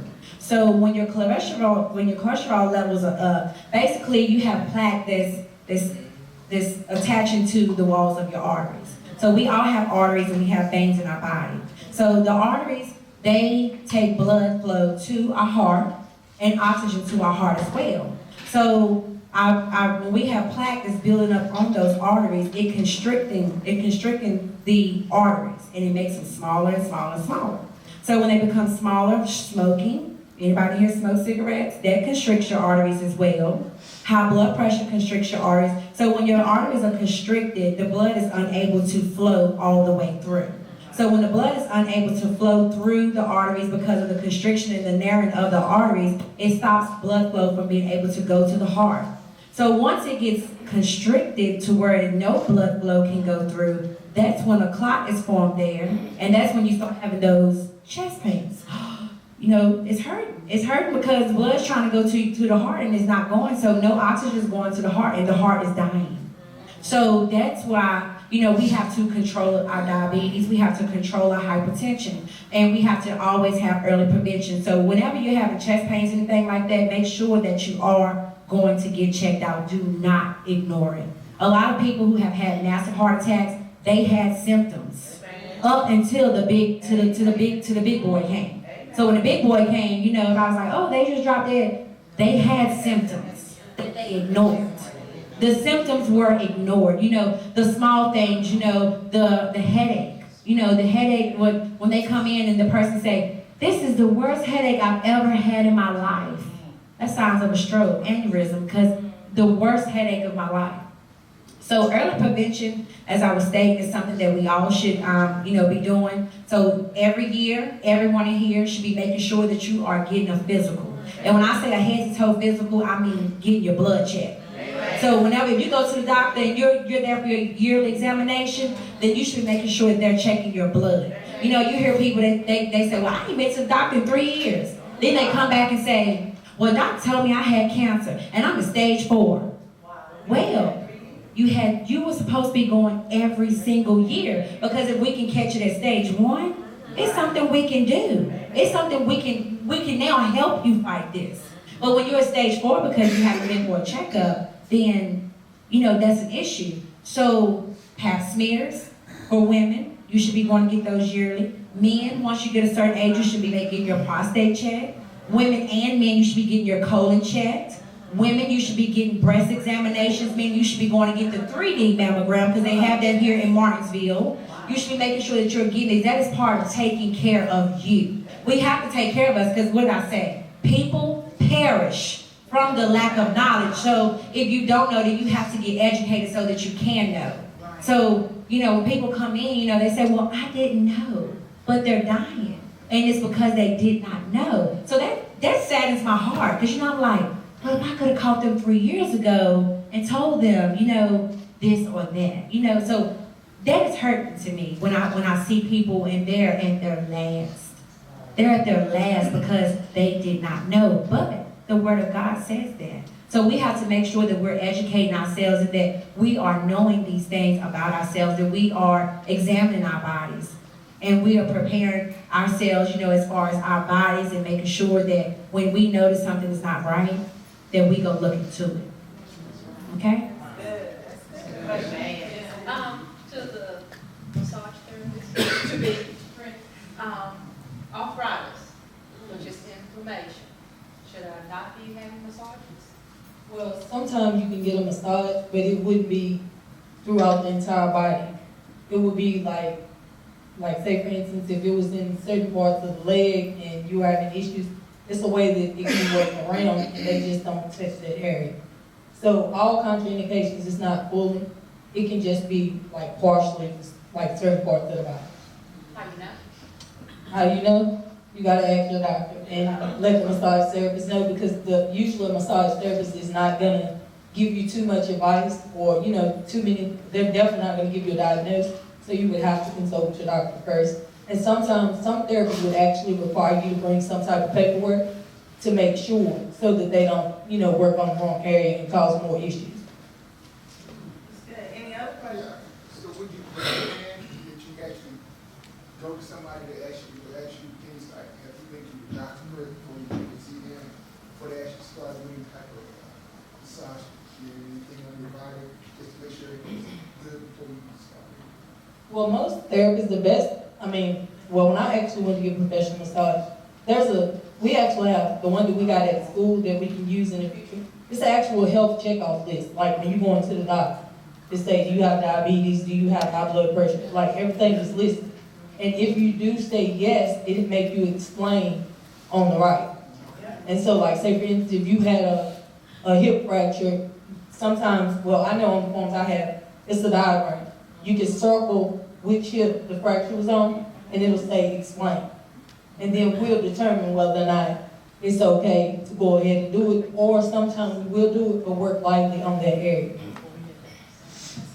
Any other? Yes. I don't really have a question. I just want to add to it. Prince is my first cousin, and I was her guinea pig. She said, "You want free massage?" I ain't know if about the free pun or just the massage part. I will add that her hand should be listed as lethal weapon. She doing that. So what you all don't know is Prince is going to do a demonstration on hands today. We have two. You said with two? 2 people. You sure? Yeah. What? Hold on a second. So we need to know 2 volunteers, and she's going to pick. Okay. A hand massage.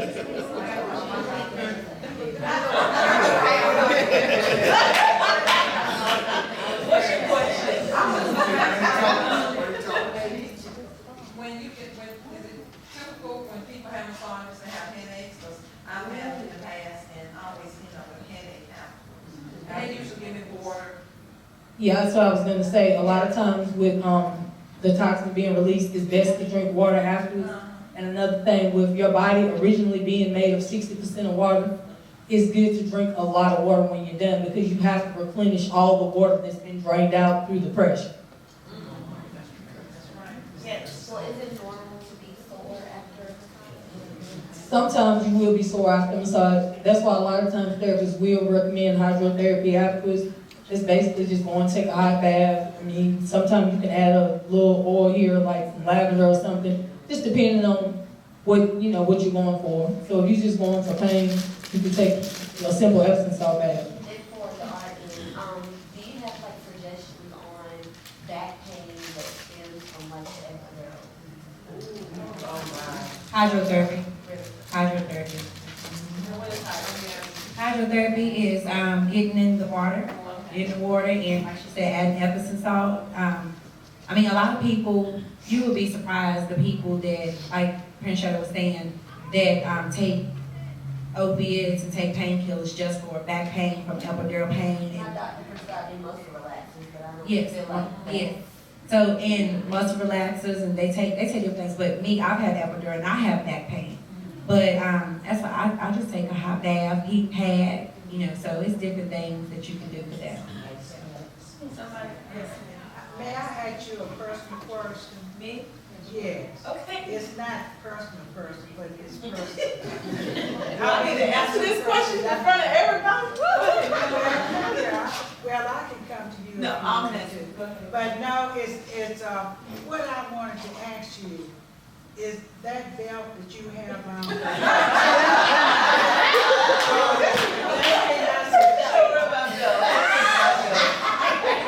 reason I asked you that because I've been admiring you when I first saw you. But I just wanted to ask you, is that a cinch belt or is that a belt for your back? When I said cinch belt, you are very young, but back in the day, when we wore those wide belts, they were called cinch belts. And so I would just ask you, is that a back belt or is that a cinch belt? It's a fashionable belt coming from Amazon. Okay. That's my answer. So it does help your back, in other words? No, ma'am. No. Fashion. This is not one of those corsets. Is that what you're talking about, a corset? But I like it would help your back sometimes. I appreciate you taking that. That's really not asking you that. Should not ask you. Oh, no, that's. Thank you. Thank you. No, ma'am. We're good. Oh, you're welcome. And thank you for the compliment. Yes, ma'am. I have a question, because sometimes when I'm stressed, my son will he wait for a massage a little bit, to learn how to do it. But I don't know if he completed it or not, because he was in all of the is what I'm talking. And so sometimes when I'm stressed, he can go in the back of my shoulders and just nail it. He says, "Mama, I feel knots back here." I mean, and I know I'm stressed. I know that. Or working hard.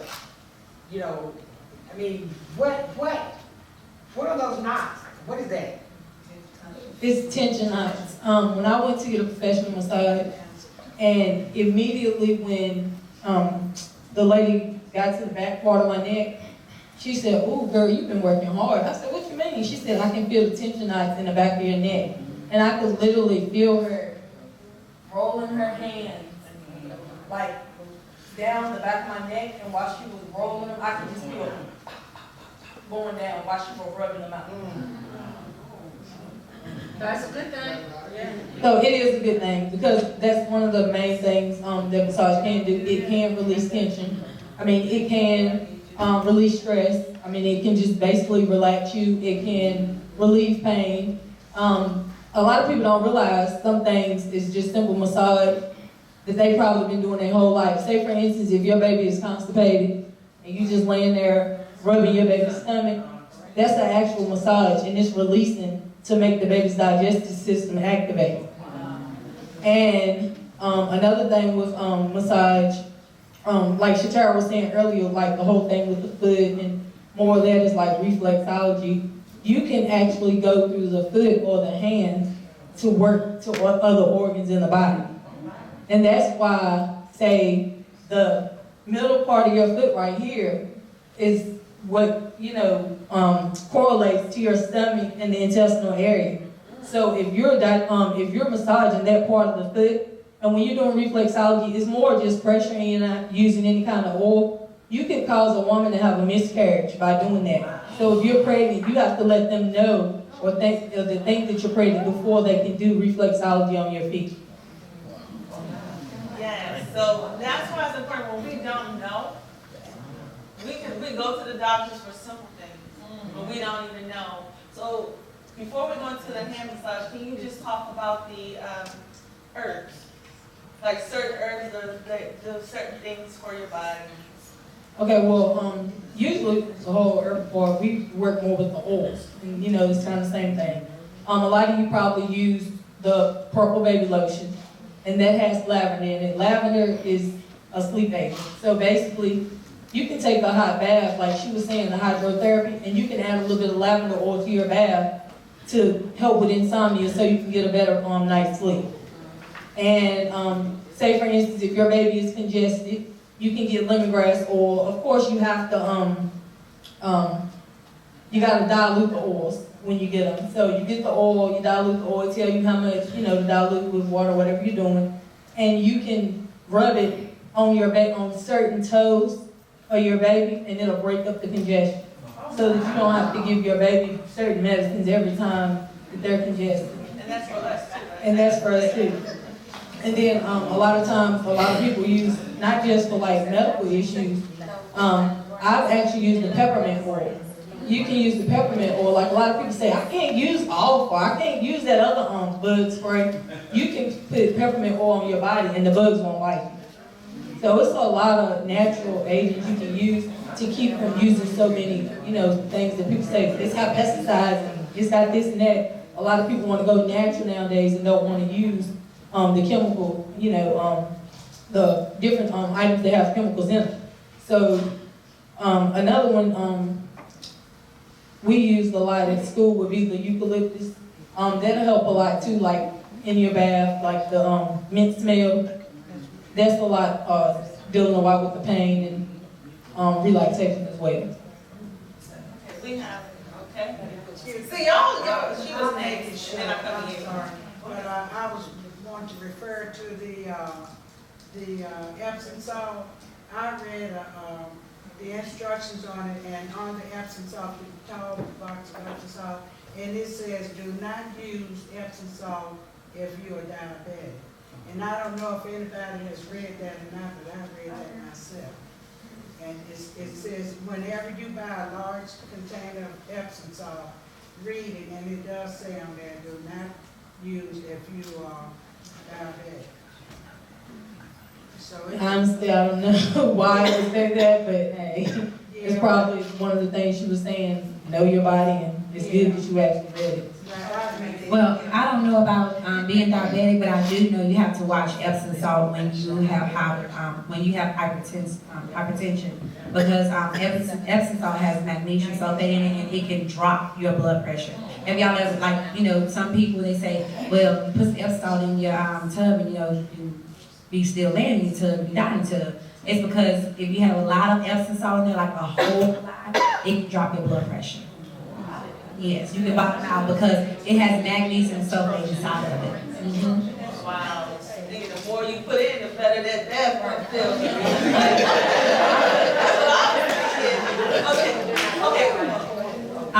And I just wanted to just say one more thing before we go on with the hand massage and everything.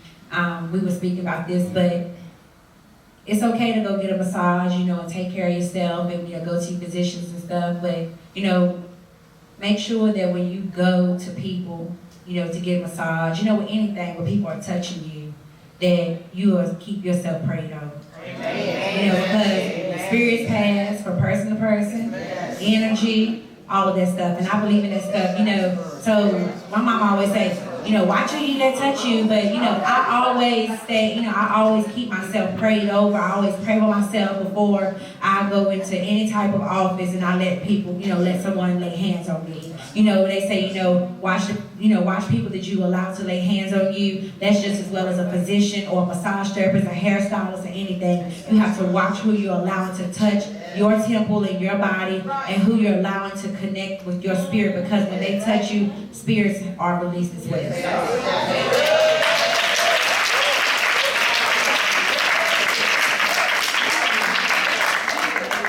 We have one more, and then we're going to move on. You all enjoying this, right? Yes. Popular questions like this. Mine is Patricia Terry, if she doesn't feel comfortable. But do you mind sharing with us? I know you shared your story about them finding the breast cancer. Do you mind sharing with us? Tell us what the grant is. Did I know you? Yeah, so basically I went in, and they told me to come back. So I went over to the doctor's office, and they told me they had an abnormal breast thing, you know, whatever. So I called my doctor. And I asked for my doctor to look at the examination as well. Because, you know, I was like, they don't know what they're talking about. So she looked at it, and she said, yeah, why don't you go ahead and go to the visit. So me and my husband went to the visit together, and I could hear the nurse and the doctor outside of the doors. You know, they talked loudly. They were outside of the doors, and they were talking about other people that they had in the office and stuff. So I'm in there laughing, having myself a good time. And, you know, I heard them talking about the lady, and, you know, they had found the lump and everything or whatever. You know, I'm talking to my husband. I said, somebody's breast, you know. I'm just in there just talking and stuff. So the doctor came in, and, you know, and he said, you know, we did, you know, he said, we didn't find a lump, we found a spot. And I said, no, the lady next door, you know, not me, your other patient. The nurse probably sent you in the wrong room, you know, seriously. The nurse sent you in the wrong room because you didn't find a spot on me. So he said, no, you know, you have a lump, and, you know, it's a spot, but I don't know what the spot is. He said, you know, I won't let you make a decision today. He said, but, you know, I can try to do a biopsy of, you know, of what we have found. He said, and I could miss it because, you know, we're unable to feel it because it's unpackable, because, you know, we don't feel anything. So if I go in, I do the biopsy, I can miss it, and I can give you a false result. He said, or you can just wait 6 months. If it's cancerous, it'll just spread all over your body. Or you can just come on in and just let me do surgery on you and remove it. And once we remove it, then we'll send it to biopsy and we'll see, what it is. So I had already had my mind made up, but he wouldn't make my decision. So I said, okay, we'll leave and we'll go home. So we went home, me and my husband, and nobody had to tell me my decision. I decided to just go ahead and make my own decision. So I called my mom, of course, and if anybody know my mom, she is like a health crazy freak. Like she's a different kind of person when it comes to health stuff. So I could never see my mom being a nurse working in the ER. She's afraid of everything. Every stuff freaks her out. So she was like, well, you need to do this, you need to do this, and that. No, I got my mind made up. This is what I'm gonna do. So I opted to have the surgery. So in the meantime of me having to go through the process of even getting to the surgery, I went through all these different phases. I went through all these different phases. I was thinking just everything, which I know God is a healer, and I knew that, God, if, I had came to the point like, hey, if I do have cancer, hey, I'm gonna fight it, God got my back, and I'm gonna be a survivor. I was positive the whole time. And so even, I started to have these negative thoughts because no matter if we all are believers. We all know that God will do, the things, great things. But, we still always have flesh. And we still always have that, that other person is like, girl, hey, you know people that bad things have happened to. And, things like that was going through my head. I was like, what about my kids? And, then I started to get that feeling of, well, God, why would you do this to me? Why would you take me through this? Or, why do I have to go through this? Then it came to a point where I was walking around and going to work and just everyday life and was looking at other people like, well, why are they not going through anything? Why am I having to go through stuff? So it's like I went from this happy stage to this depressed stage to all kinds of different stages and emotions. So I went to have the surgery, had the surgery done. I didn't even want to have the surgery, but I had it. So I went to have the surgery, had to wait 2 weeks after the surgery, and they finally called me. And he told me, he said, we found, the lump, we removed it, and we also found the spot, and we removed that too, but it was a lymph node. He said, and, it was non-cancerous. It was just a feeling of relief. A feeling of relief, just I said, God is amazing, but he also reminded me that sometimes you have to go through things. God said that he will be there with us, but he never said that we was not going to go through things. And sometimes, we think that we're not supposed to go through anything. Just, yes, we're saved. Yes, yes, we believe in God, but this life was not meant to be perfect. Even Jesus Christ went through things. So what makes us think that we do not have to go through things? That's where we get our strength. That's where we get our strength, is going through things and overcoming them. And then you go through things so that you're able to help other people and you're able to help them overcome what they're going through.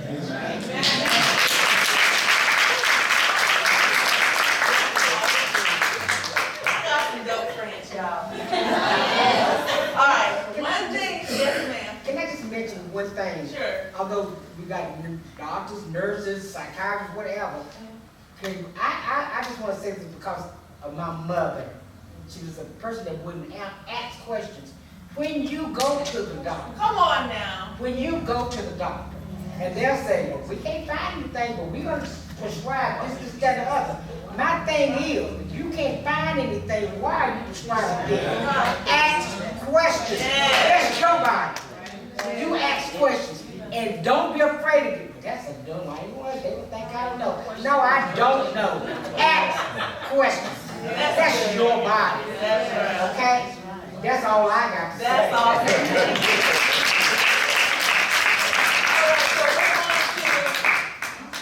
Yes, Coach. She's going to pick one person. So we're going to have one person. I'll let her pick whoever she wants. And you can stand up here and do the demonstration. DJ. Oh, come on, DJ. Come on, DJ.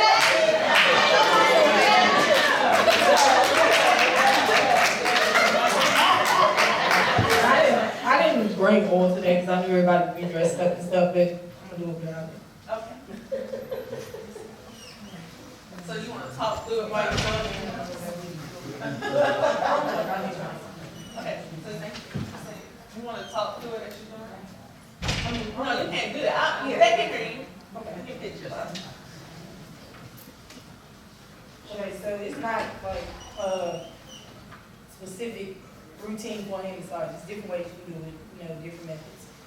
Most of the time I like to, when I'm doing the hands, I usually start with the, right here at this part of the finger, and I massage left, right.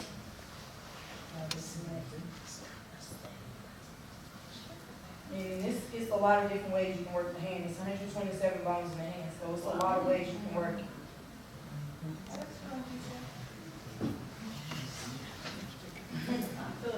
Right now, his fingers popping a little bit, so he's probably working on it. Yeah, hit the button. Right, and usually if I have the oil, usually, rub each one up and down. One at a time. You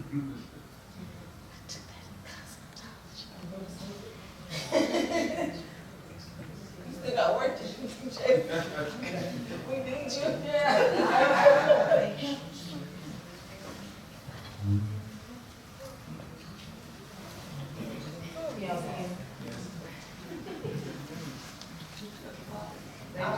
This thing is popping. Popping is a sign of release. Anytime you get a massage, it gives you a release. Sometimes people joke around and they say, if you don't fart when you get a massage, you want to release. I always want to get a release.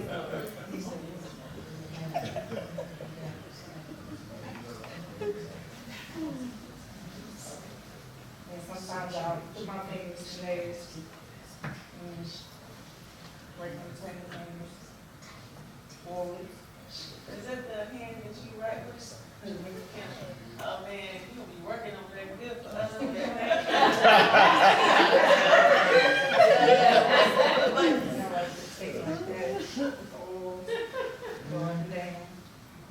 You smiling now, DJ? Yes.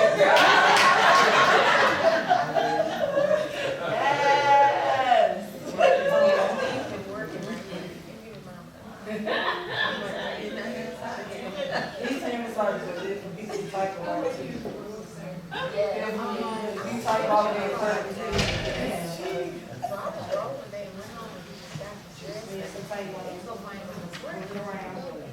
And you can do it on yourself too, right? Well, I'm just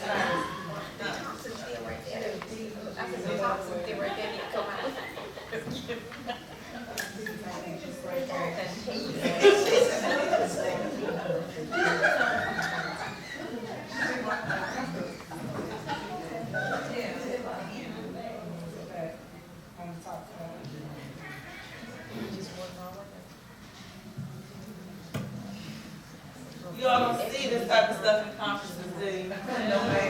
You don't get to sit down and have these conversations, right? God told me that it was time to start having tough conversations. It's time to start talking and teaching and listening, observing to give out correctly. Because we go through so much stuff, it's time for us to learn how to talk about it, to get the right answers. Who, me? So what we're going to do while he's doing that, because we're getting ready to take a break, but I want to bring up Mr. Peter. Oh, she's done? You got to go.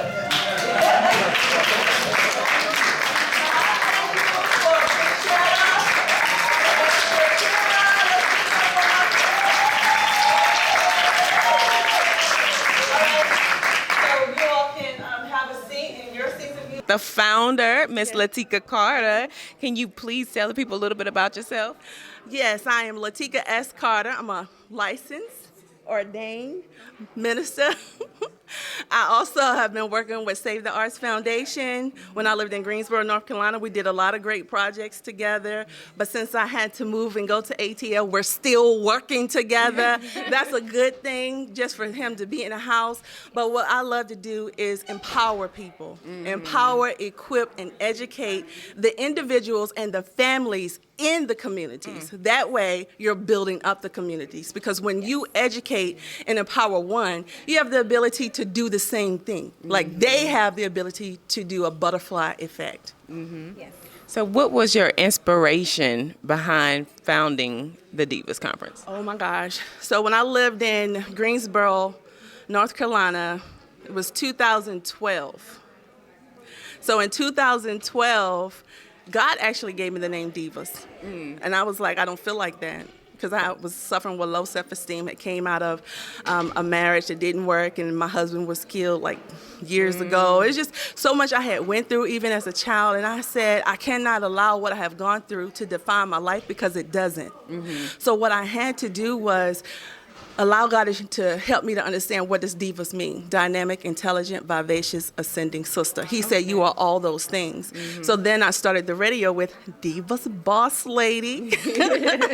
And from there, it just started growing. And then God just put it in my heart to do a conference for the divas. So we started working on that. This is like my third, fourth, something like that. Okay, well, that's awesome. And I did speak to a lot of your phenomenal panelists that you have today.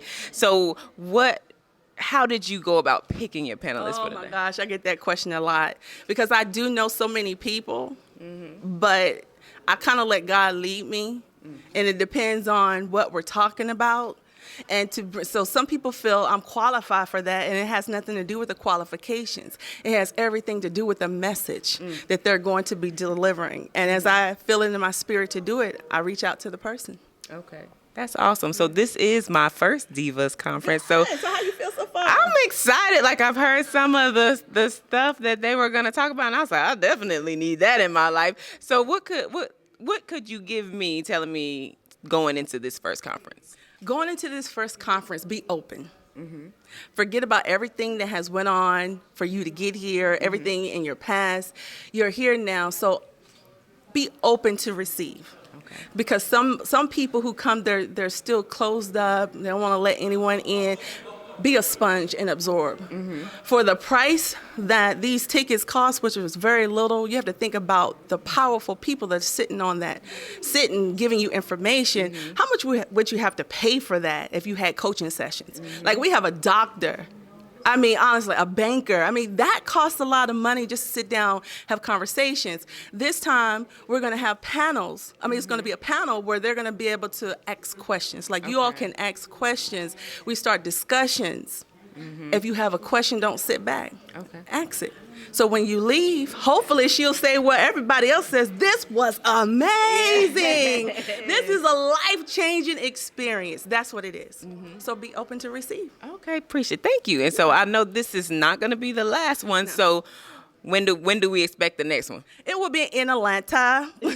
But this time it's going to be the Divas and Boss Conference. And I kind of slowly start introducing the boss in with the swag bags. Did you get your boss bag? If you didn't, it says brothers overcame struggle successfully. Yeah. So it's powerful meanings behind it. Awesome. Well, I am super excited, and I know it's going to be an awesome conference, and I can't wait for it. Yeah, so I'm glad you're here. Thank you so much for even taking the time to do what you do in the community, because I see you out there. I be trying. Yes. I'm about to get these uplifting words today, though. Thank you. Appreciate you. All right, let's get the Okay, can we get a picture? No. I gotta go in there. Oh, sorry, wait. Oh. How far did Daddy go? He's right there. All right. They want a picture. Daddy. Daddy. Yeah. Yeah, because I gotta go in there with you. Please say nurse practitioner. I want these to get They say doctor. It might. I'm reading on your name. It is. If A I doctor of teach nursing. one, I reach one. Okay.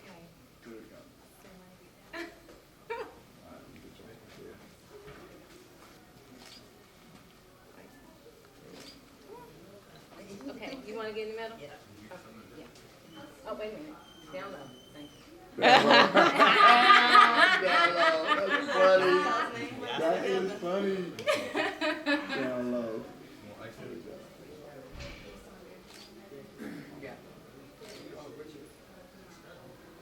Good.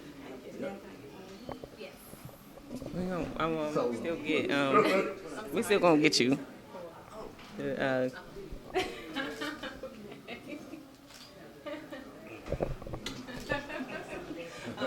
We're gonna get her sister real quick. We're gonna get her sister real quick. Okay. Are you gonna come inside for a few minutes or are you leaving? Okay. You ready? Down low. Yep. I'm under. Okay. I'll see you. Thank you. Where's Thank my you. Phone? Terry got you.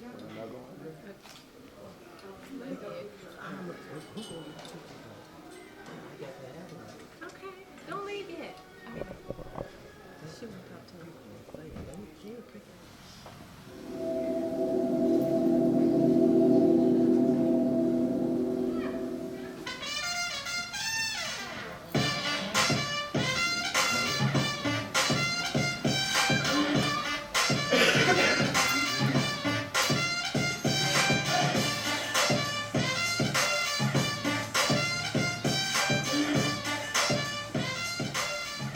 Like Ernie Barnes, who was in the good times movie, and image was positive, and for the first time, kids were growing up with an image that were black.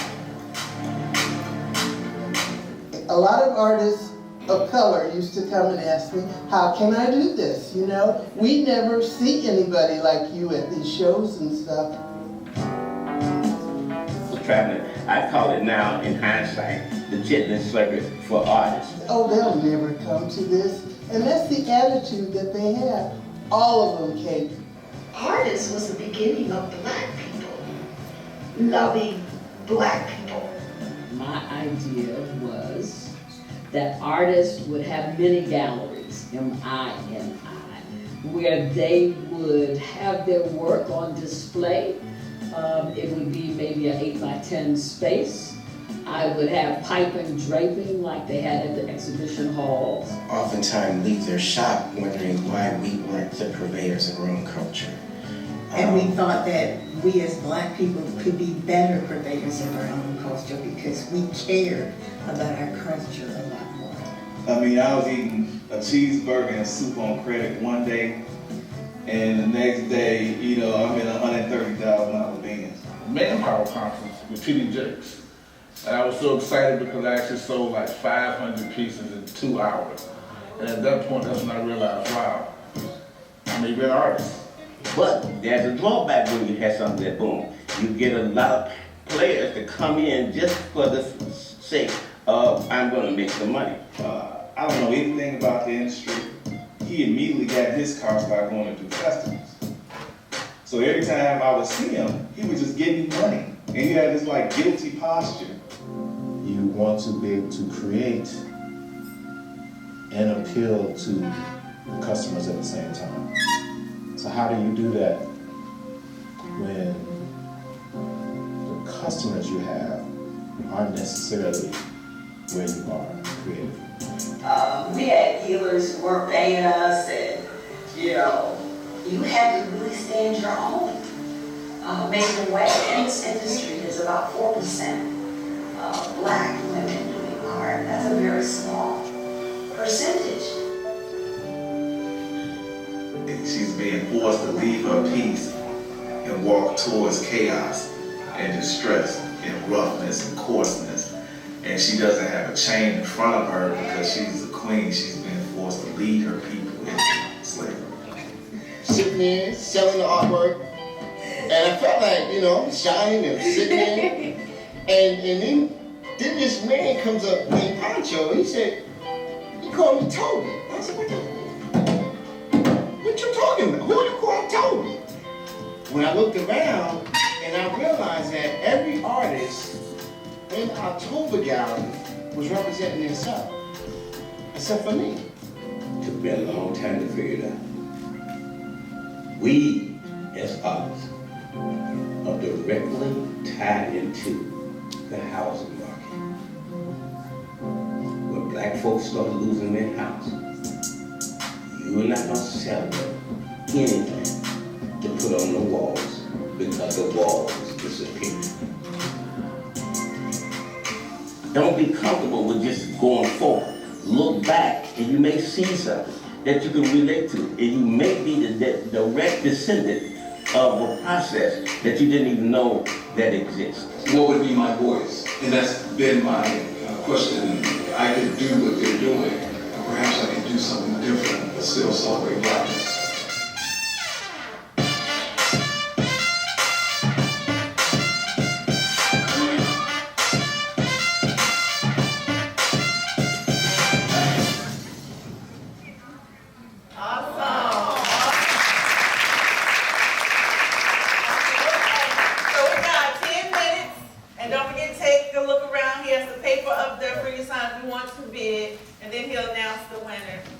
Of the bid before we leave. Okay? So you all take a break and please be back by 10 people. We pushing. All right. My people in the audience can get to these. Well, we have next up with that, Michelle. I don't know if you're going to I got you, Michelle. I know Zima's coming right after that. DJ, what are you doing? You gonna give me that mic? I'm taking that mic from you. That was all.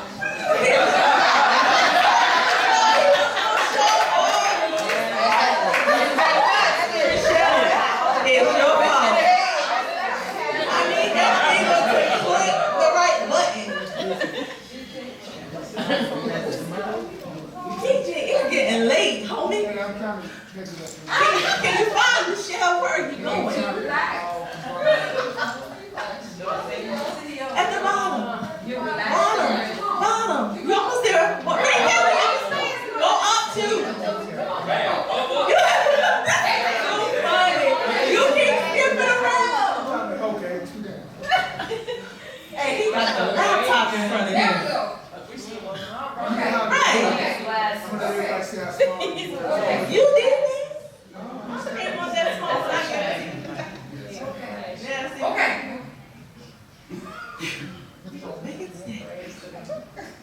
I'm taking my freedom, putting it on the shelf. Michelle Malone is a mortgage loan officer who has dedicated to exceeding the expectations of her clients and building relationships for life. She has over 18 years in the mortgage industry. She believes in making home ownership affordable. Let's welcome to the stage, Michelle Malone.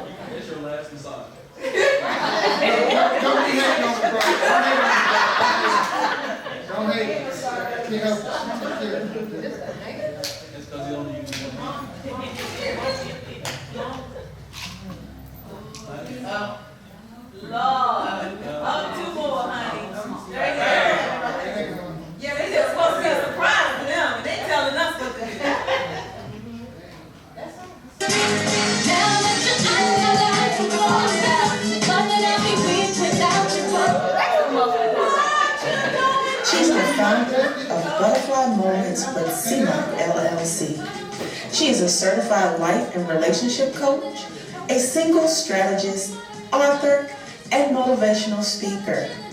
Her life's purpose is to equip women with the life skills to cultivate healthy relationships with themselves. Let's welcome to the stage, Seema Clark-Toria.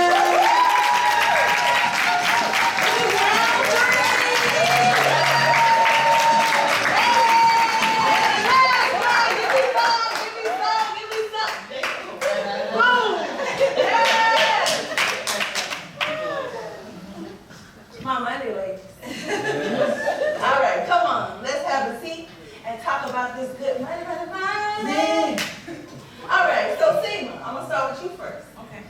Tell my audience out Okay, well, you heard life coach and author and all that other stuff. Y'all, I got a lot of jobs. But my day gig, how many of y'all got a day gig and a night gig? Anybody in the room? Okay. All right. When you're an entrepreneur and you're building, you got to keep your day gig, right? Well, during the day, I manage 401k plans, and I've been doing it for 24 years. And guess what, you guys? I've been sitting with the same company. People don't say lawyer no more to do this. 24 years at the same place. I've managed 401k. I've managed a team of account managers. I've done training. I've got my Series 6 license, sales presentation, because as y'all can see, you know, I like to get up and have fun. So I've learned a lot about the retirement savings industry, okay? So even though I'm a life coach and I help the ladies with their relationship, but I also help them with their relationship with money. Yes. Okay? Because listen, and I know we only have a few men in here, but honey, they don't want you coming showing up broke. Okay? They want you to bring a little something to the table. Are y'all ready? I mean, y'all can see it's 2019. And so, they want you to, things are different. We just had this conversation over there, right? So I'm raising boys, right? And so I'm going to be raising them that they need to prepare to be husbands and fathers. Get your money straight, boo. So when they roll in and say, Mom, I'm going to marry, I'm going to say, can you take care of them? Listen, do you have your things, your assets in order?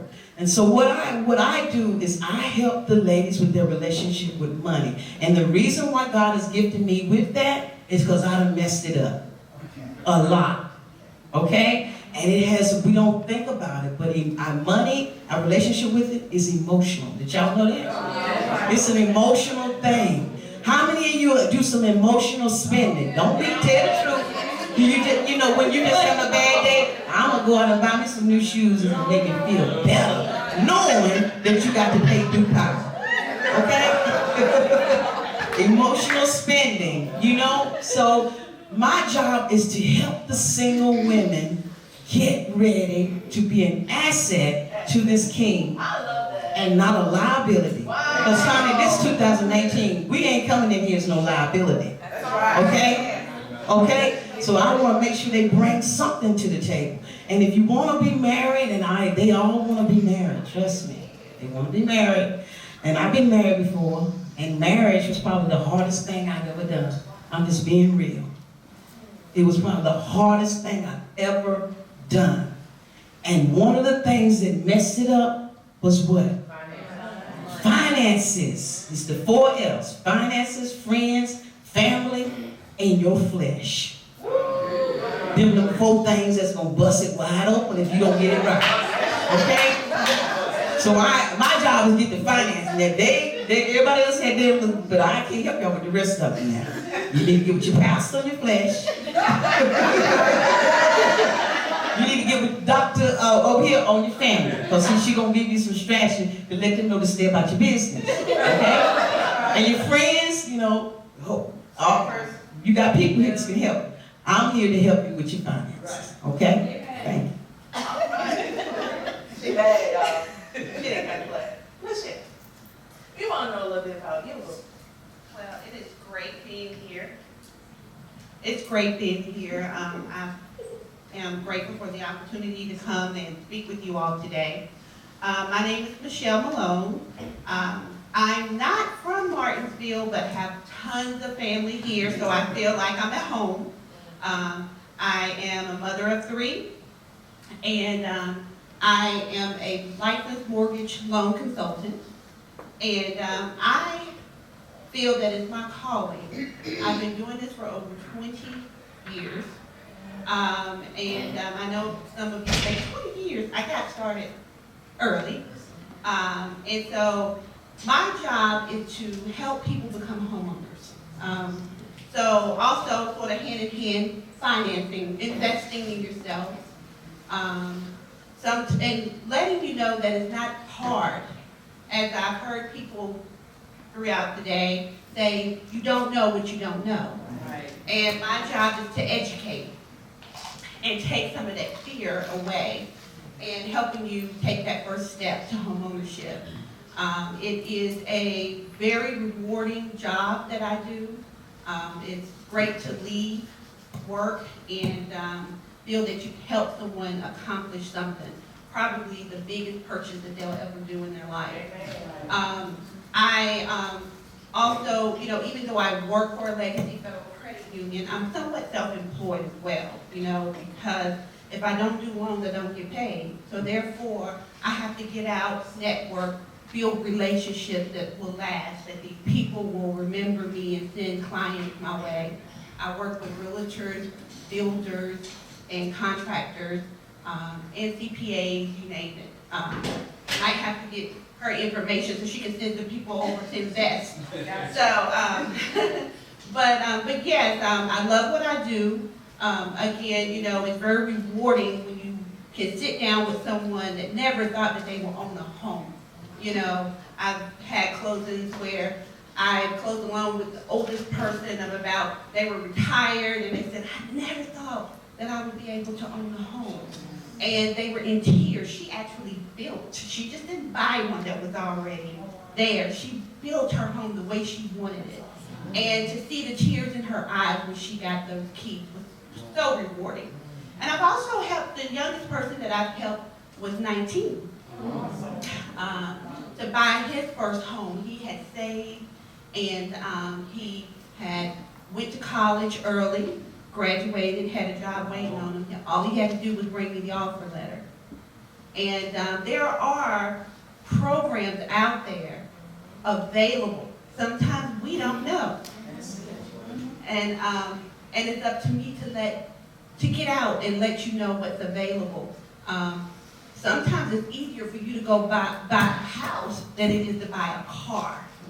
Wow. And the problem is people are afraid. I've had people sit at my desk and say, I don't know, I know you're going to turn me down. As soon as I say your credit approved, they just look at me like, are you serious?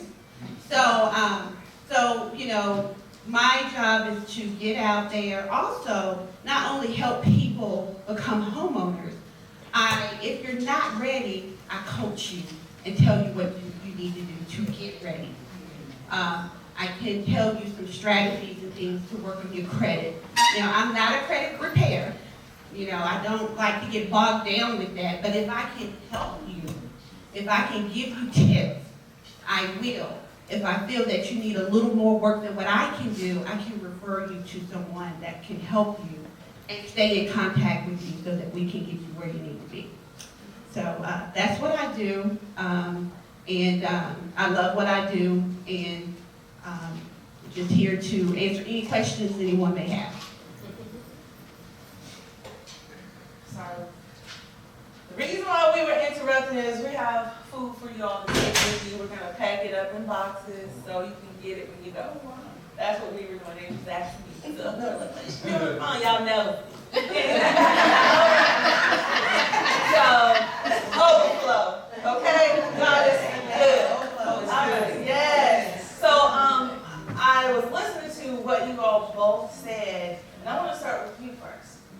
Because you talk about being an emotional shopper. Women, we're in our emotions with our money. We're just emotional beings, you know.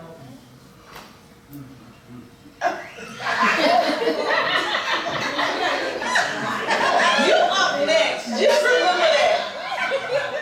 Wow. He gonna agree to that. You know how we do? He look at me and like, oh, you gonna agree to that? Okay, anyway. So my question is, how do we really get out of bad spending habits or even being emotional with that?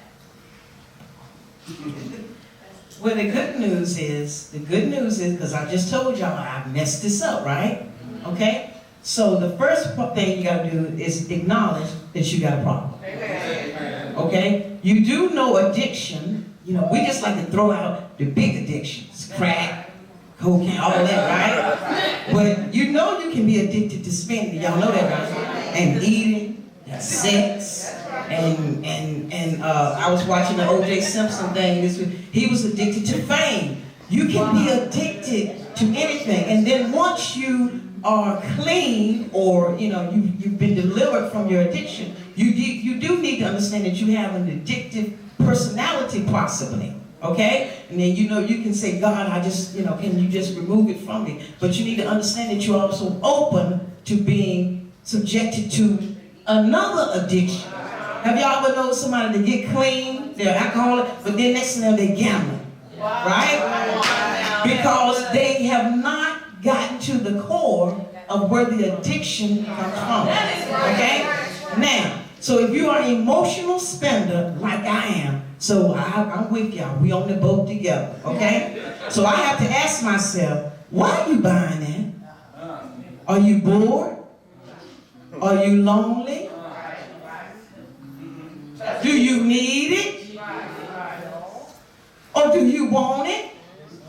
And then when I get to the needed part, I always get shut down. Because the Lord said, girl, your closet full. Put them shoes back. I said, I'm selling this on the marketplace. Just give it away. Because you ain't worn it in 2 years. Somebody else could have been wearing it in 2 years. It's been sitting in there. So if you're an emotional shopper, you've got to get down to the core of why you do that. So you got to go see this lady right here. You see right here? You got to make an appointment. You got to call your EAP. Y'all know y'all got an EAP? Employee Assistance Program at your job. Okay, so if you don't know it now, you know it. Write it down. You're going to go in tomorrow and say, do we have an EAP? They're going to say, oh, you're smart. Right? And you're going to say, yes, I need to see this lady right here. Because my sister living in Rona, I'm about to send her. Okay? You need to go right here. Now, she an emotional shopper. I get you to the therapist like ASAP, okay? Because I have gone many times and it has saved my life. I believe in it. Okay? So you need to go find out why is it that you feel like you need to shop. Whether, does it make you feel good? You look good? Or when you're growing up, did you not have anything? And now you got a job, you got a few coins, you're like, I'm going to show all of them that I can shop now. You got to find out why you are an emotional shopper. Now, do y'all want to know why I'm an emotional shopper? Because I found out. When I was growing up, my mother, her love language was gifts. Y'all, I'm telling y'all, listen, if you don't, if I ain't to the therapy, inbox me. I'm going to sell it to you. Because it has saved my life.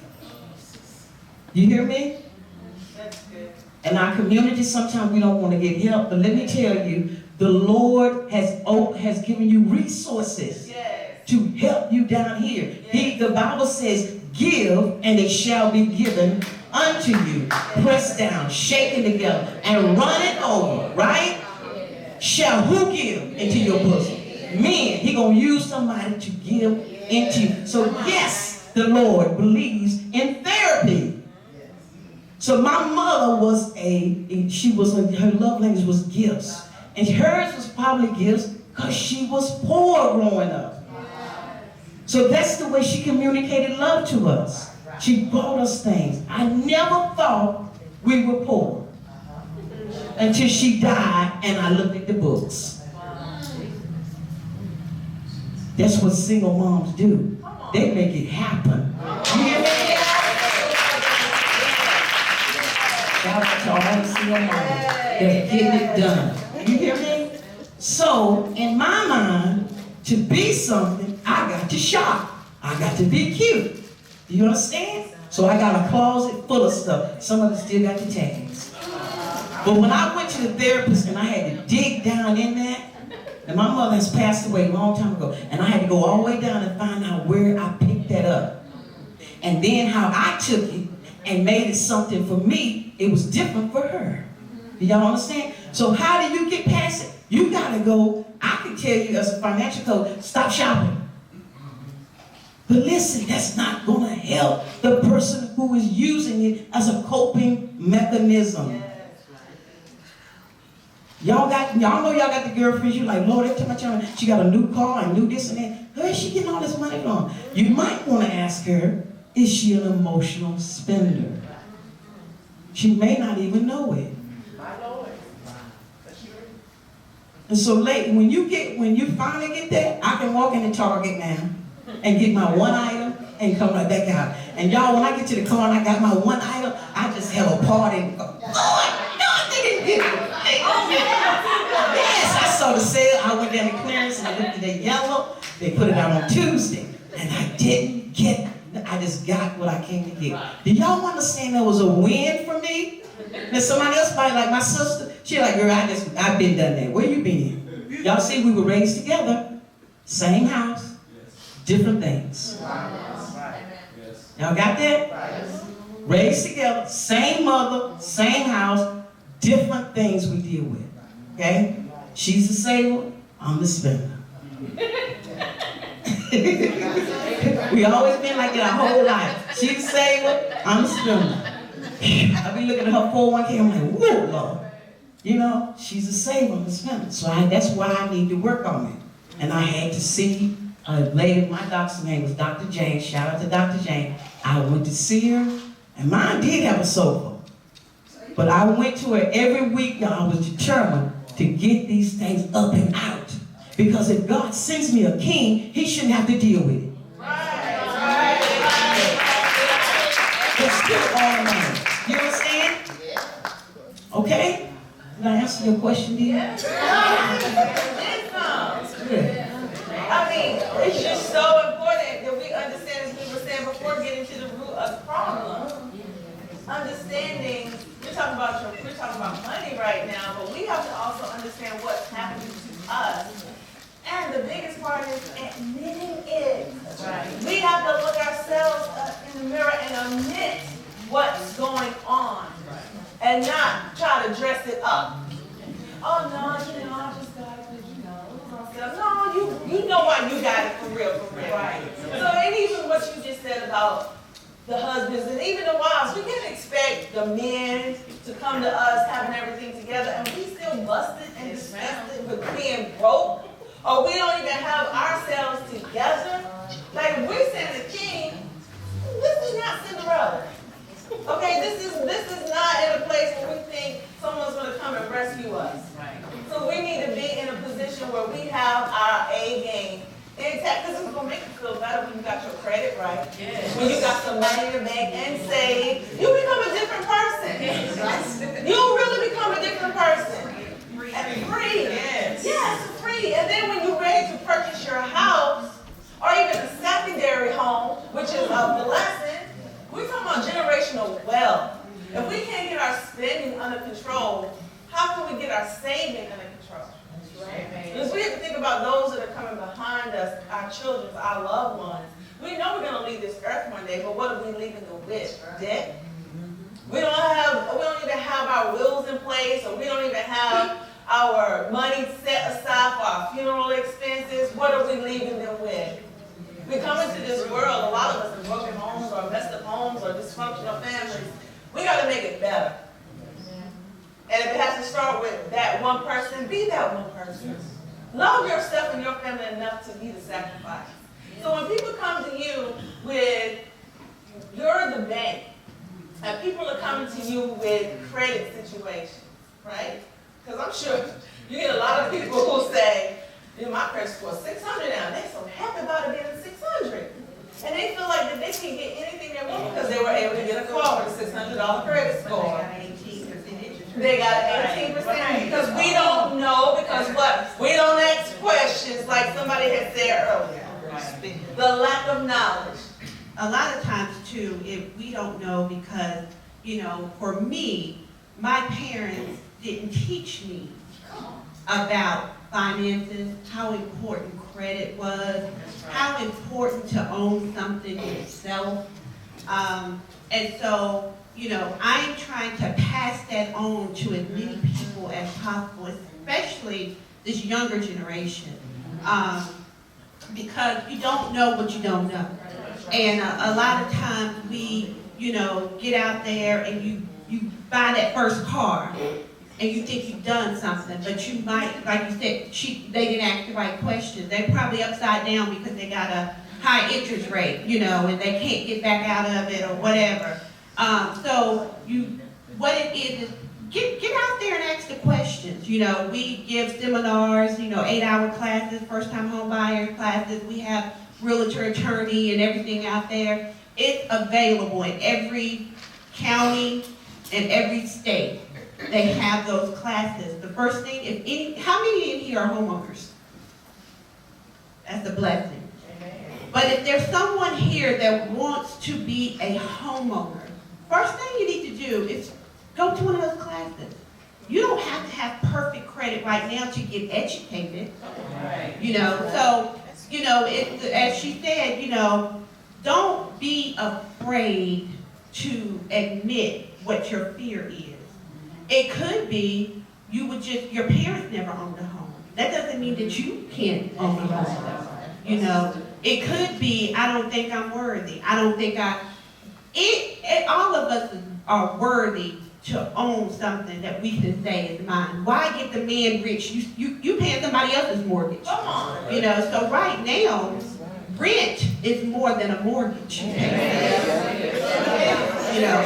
And another thing too is when, she's talking about investing in 401k, when you own a home and every time you make that mortgage payment, you pay yourself. You're paying yourself every month. That is your savings account. Because guess what? You're building equity. If you ever got into a hardship, when the kids are ready to go to college, when you want to do home improvements, you can pull that equity out. You can also pull that equity out and invest and buy another home. And just continue on and on. A lot of times you look back and you say, how did this person get all these properties? They're investors, is what we call them. It just takes buying that first house. I'm talking to my 22-year-old son now. Buy that first house. My goal is for him to buy a duplex. Live in one, rent the other. You're young, you're single. You ain't got to be in a nice neighborhood right now. You don't have any children or family. Stay in there a few years, buy your townhouse. Stay in there a few years, use that equity from that, buy you another house. How do you think these rich people are rich? They weren't always rich. They just learn how to make their money make money for them. So, we are God's people. We are rich. Anything we want is ours. Don't be afraid. It's just the devil making you fearful. So if you get a no, what is a no? A delayed yes. That's all. Don't be afraid to take that chance. And once you come in, if you're not ready, then you can learn what to do to get ready. And credit, I do want to touch up on credit because that is the most important thing. Credit is just freedom. I'm just going to be honest with you. Again, we learn by mistakes. It's hard for anybody to teach someone something if they haven't been through it. Okay? So, I've been through it. I went through a hard time because didn't nobody tell me. Boy, when I got grown and was able to get that first credit card and get another credit card, emotional shopping, I was cute. And then the bills started coming in. And then, I was in the mortgage industry. What happened in 2007 and 8? It crashed. I don't get paid unless I do loans. So we all went through. I was trying to figure out, do I get out of the industry? Do I try something new? I tried stuff new. But you know what? This was my calling. That's good. So I came back. But I learned how having good credit is so much freedom. You can go to sleep and don't have to worry about somebody blowing your phone up and stressed out. That's what calls you stressed. Then you're going to be calling her for a massage. You're stressed out.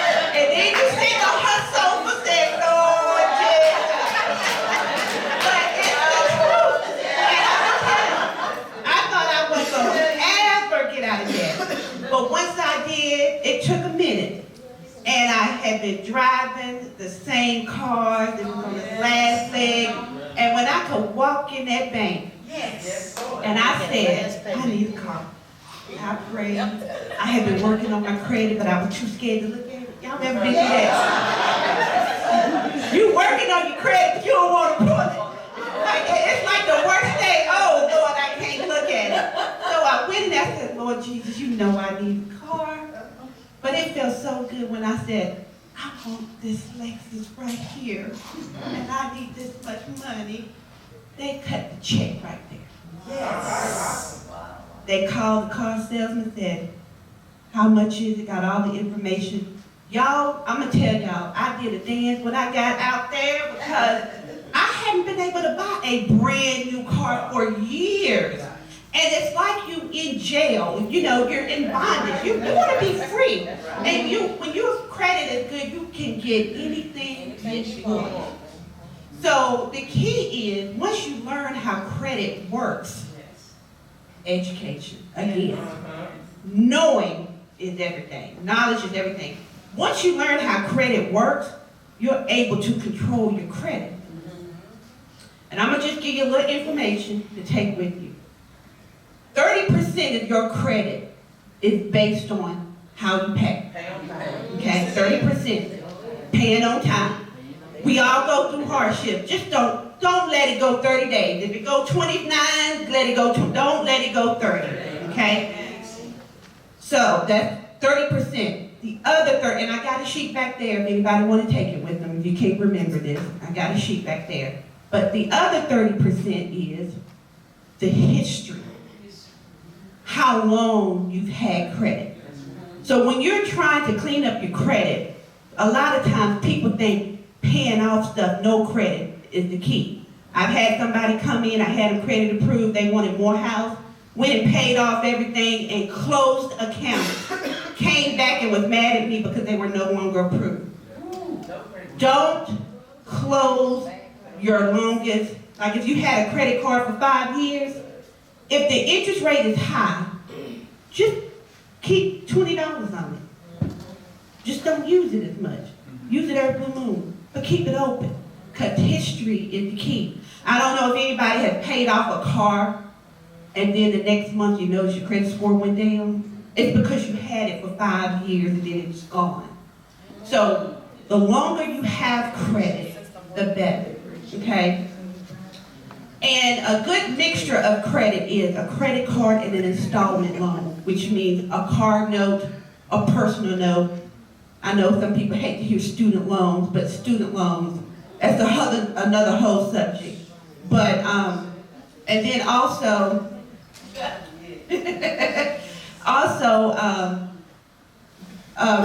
inquiries, credit inquiries, 10%. Don't be letting anybody pull your credit. So one thing is when you go purchase a car, get your own financing. Don't let that dealership get your information, because what he gonna do? He gonna send it to everybody, and whatever bank gets back to him the quickest is who they're going with. When someone comes to me to buy a house, when I look at their credit, I can tell if they've been car shopping, because I see like 10 to 15 inquiries on their account on the same day. So if you can, get your own financing. You know, we all, may need a car, whatever. If you can, say, go look at what you want, and then you go talk to your bank for financing. That way you got control of your credit. But again, credit is freedom. And we don't know what we don't know, but it's all about getting educated and investing in yourself, making your money make money. It's so much that I could share with you and would love the opportunity to work with everyone in this room. I do have business cards in the back, but I'm not in this for making money. I'm in it because it's my calling. It's a rewarding job to be able to help someone, to educate someone.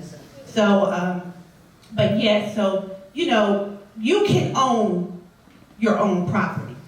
You can own 2 or 3. It's all in just getting educated and knowing how. That's awesome. So we have time for 3 questions. Do you have any questions? 2 questions. Yes, ma'am. I'm just gonna say, she said 30-30 and 10. Okay, 30-30. 10 is inquiries. Yeah. The other 10 is revolving debt ratio. So basically, if you have credit cards, don't max them out.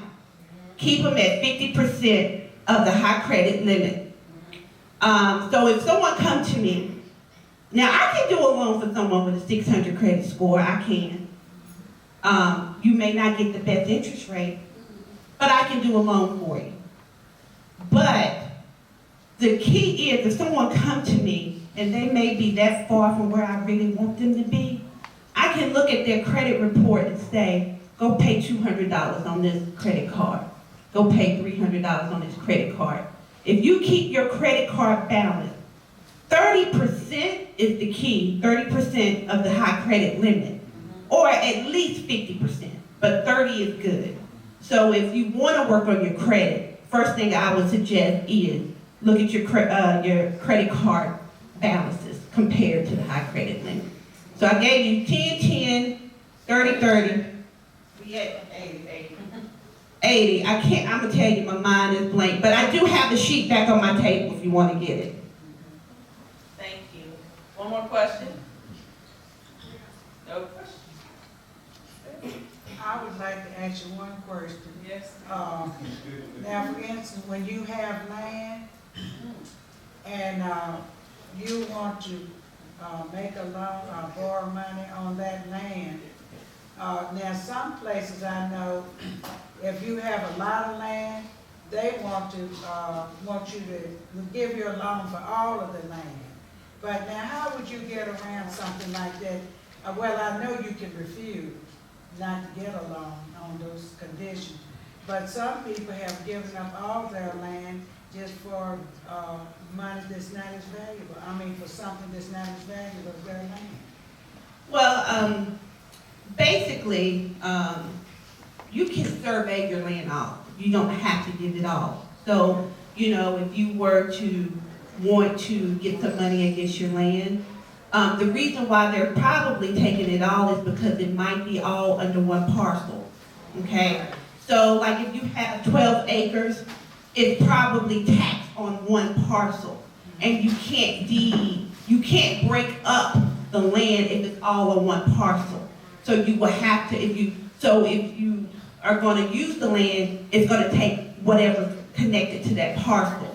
So if you don't want to use all the land, you would have to get a survey done to cut off pieces. And then you can use pieces of land now, a parcel. A survey can cost up to $450 to $700 to get it resurveyed and sectioned off. But that's probably what it is, that all the land is under one parcel, so the bank has to take all of it. Yeah. Well, thank you so much. We appreciate our time.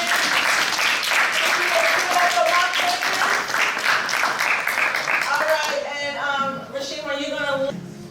Prophet Dennis Moss was called audibly by the Holy Spirit at the age of 12. For over 45 years, he has walked by faith and not by sight, demonstrating the Father's love and authority he has given us in the earth.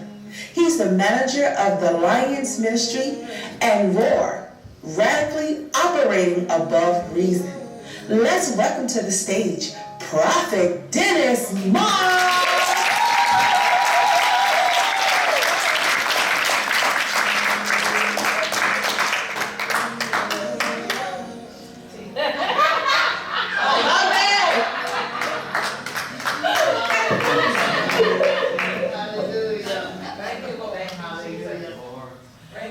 Oh my gosh, this has been such an incredible day, but we cannot end it without, we're standing here because we're still in the ring. You understand what I'm saying? We're in the ring. And I know God has been speaking to the man of God. He has listened to everything here today. His song was Consuming Fire. Before that came on, we saw her dance, Brie Krisha, Father dance. You are anointed today.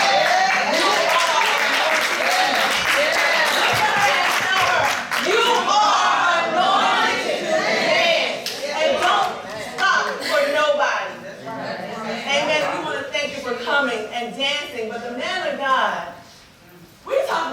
daycare. Because we're in the rain. Your song was consuming fire. I want you to speak whatever God is giving you right now. Because this is the final round right here. This is the one that's in it. Amen. Amen. Thank you, Lord. Thank you, Jesus. Thank you, Lord. Thank you, Jesus. Thank you, Lord. I don't really stretch for time. Just look at my watch. We talked now, 15 we did. Let me say real quickly that, first of all, I heard when you first came out to dance that your dancing was prophetic. Okay, there is a serious prophetic gift on you. This prophetic gift is pushing you. Even when you talk about getting nervous, the nervousness that you feel is actually the Holy Spirit. Because I have the same kind of nervousness. It's intense. A tense, nervous stomach. And then I know when I can feel God. Hallelujah. Hallelujah. Thank you, Lord. First, you can't bring a prophet out when he's been in the cave for such a long time. And they have not to express the love of God. Because that is so important. It's his love. Jesus. Hallelujah. Have your way, God. See, God already switched the movie somewhere else now. The one thing about me is this. You heard that I was called the 12. That's absolutely true. I'm telling you, things are shifting in the atmosphere. Thank you, God. Hallelujah. Thank you, Lord. Thank you, Jesus. I'm serious. I sense these things. That's why I can walk by people and sense things about them. I can smell trouble. I can smell things in people's marriage. I smell it. This is just what happens. The thing living here in this area in Martinsville, Henry County, is that I didn't understand what was happening to me because this is 1972 that this happened. And there was nobody in the area talking about five-fold ministries. Nobody I knew about. So I grew up listening to my mother, who also has a prophetess, even though she would never tell you that. But I also was always led by the Holy Spirit, whom I had to learn his voice. You have to learn his voice. How do you know it's him when he's not here? How do you know it's him when he's speaking? And see, we struggle with that. What does it mean? Is it you? He says, tell them this. It's an easy way to know that it is God. It's very easy. You don't have to be prophetic. You don't. You don't have to be part of five-fold ministry. You don't. I'm telling you this. How do you know your child's voice? How do you know it? You know it, right? How do you know your friends? How do I know my mom's voice? I spend time with her. And that's all he wants from you. It's just your time. And I heard in the shower before, because I struggled last night, couldn't go to sleep, because I was thinking about this. And in the shower this morning, God says, tell them I want them to be intimate with me. You want to know things? You want to know where to go? You want to know what to do? You want to know who to be with? God says, come spend intimate time with me, and I will tell you. You want to know what car to go buy? Come spend intimate time with me, and I'll tell you. It's that easy. You think it's hard. It's not. And it's all right here. It's like ragu. It's in there. It's in there. It's all in there. Your purpose speaks to you. Your purpose pushes you. Your purpose that God put inside of you. This is what pushes you in certain directions. But sometimes we get disobedient, and most of you in here know it was God speaking to you, but you went the other way. And God says, I'm going to tell you this again. Come, spend time with me. You want to know answers? Come spend time with me. I'm sitting here waiting on you. You keep running from me.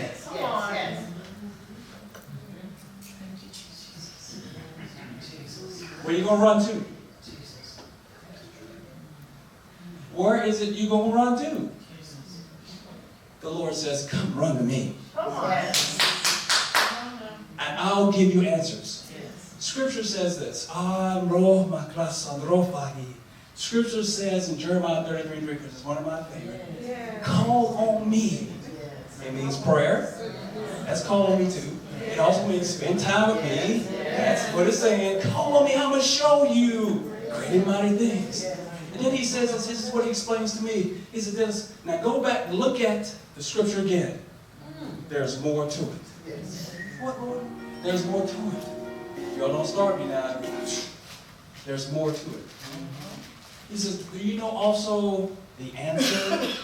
Yes, I am the answer. But he says, but you know who else the answer is?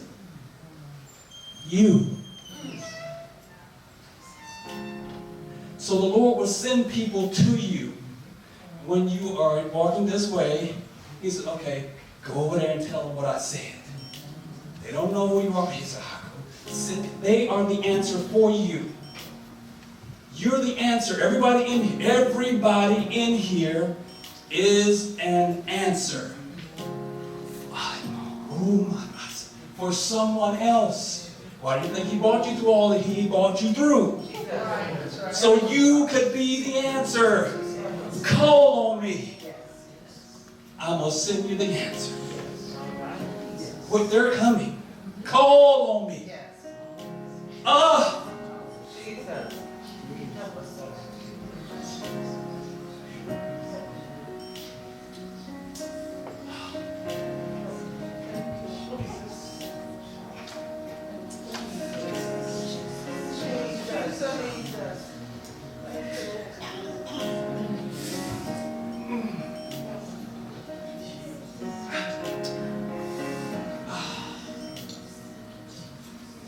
Because you're hearing me say this, and because the atmosphere is now changing for you, it's going to happen. Whatever God has put in your spirit to do, you need to do it, and you need to do it now. Because now is all we have. He is a right now God. Now. So now is what is happening. Now, faith. Now. He keeps telling us all that now. And you keep waiting around. Lord, tell me when. He's already told you. I heard him say, I've already told him. You sense it in your spirit to move on it. You know it's time. You know it is. God is telling me he's giving you all the resources. He has been telling you this for at least 2 years. Now, right now, you can step into it right now. Who in the world can stop our God?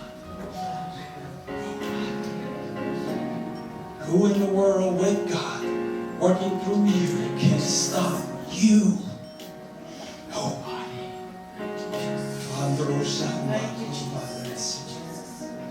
Nobody. I can even hear music and songs from heaven right now. And angels in heaven are rejoicing about you. You know why? Because they want to be where you are. They come to watch you experience God. Because they'll never be healed. They can never experience redemption. Never.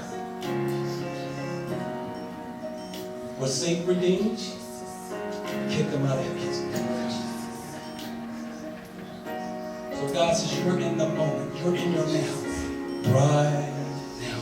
That's why those who are here, who stayed here, was designed by God. Jesus. And for me to release it in the atmosphere for you, So any business that you're thinking about doing, you should have already done it. You're too afraid.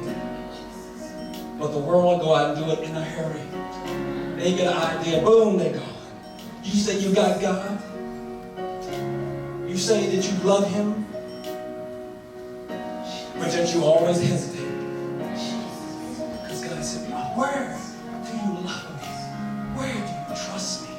When will a time come that you will give it all to me? When will it be? When you're dead? Because now is what you have. Now. Right? I'm talking about now. And He has been waiting on all of you. I want to be intimate with you. I want to speak secrets to you. Open up mysteries to you. Open up the Word to you. But I need you to come along with me. When a man and a woman is intimate, they will say things to one another that they were ordinarily saying. And we're not talking about sex. So God said, I want you to come with me. Come. Be intimate with me. So you don't have any time, but yet you make time for everything else under the sun. Everything else you make time for. But yet you won't come, yet you keep saying that you love me. That's why I kept asking Peter, do you love me? Do you love me? Do you love me? He knew what Peter was going to have to go through. He knew he was going to deny him. And Peter had to carry that around with him for the rest of his life. That he could not die. But yet God used him.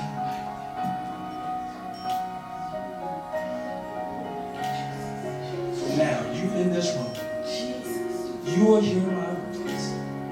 What you gonna do now? Now that you know. Are you gonna hesitate again? Or are you gonna push into what God has already ordained for you? Because let me tell you something, you can go on to be with Jesus and not do what He purposed you to do in your life. I don't want to be just saved. I'm just telling you. I don't want to be just saved. I don't want to just go on to heaven. I don't want to do that. It says heaven here on earth. I want to experience God now. Here on now. Now, right this moment now.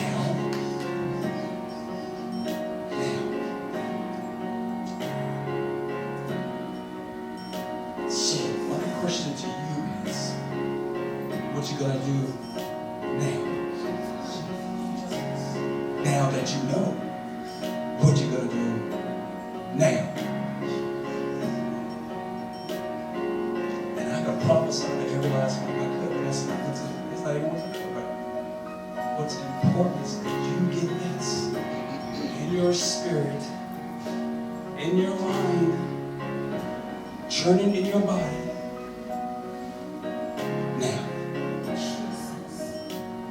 Because as I look at each one of you, I can see things on you. And I can smell things happening. I can smell the anointing that's on you, which I smelled when I first looked at your picture. I can smell the anointing on you. And I can tell you that it smells like grapes.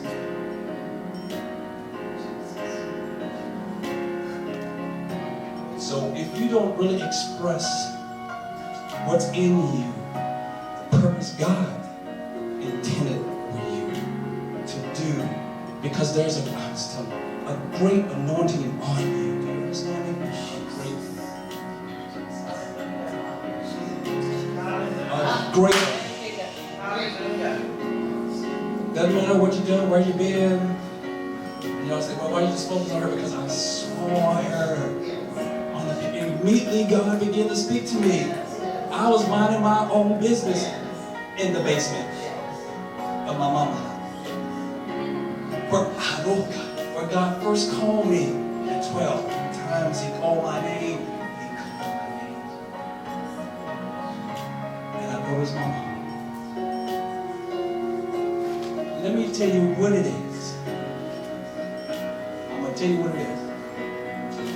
It is an apostolic anointing on your life.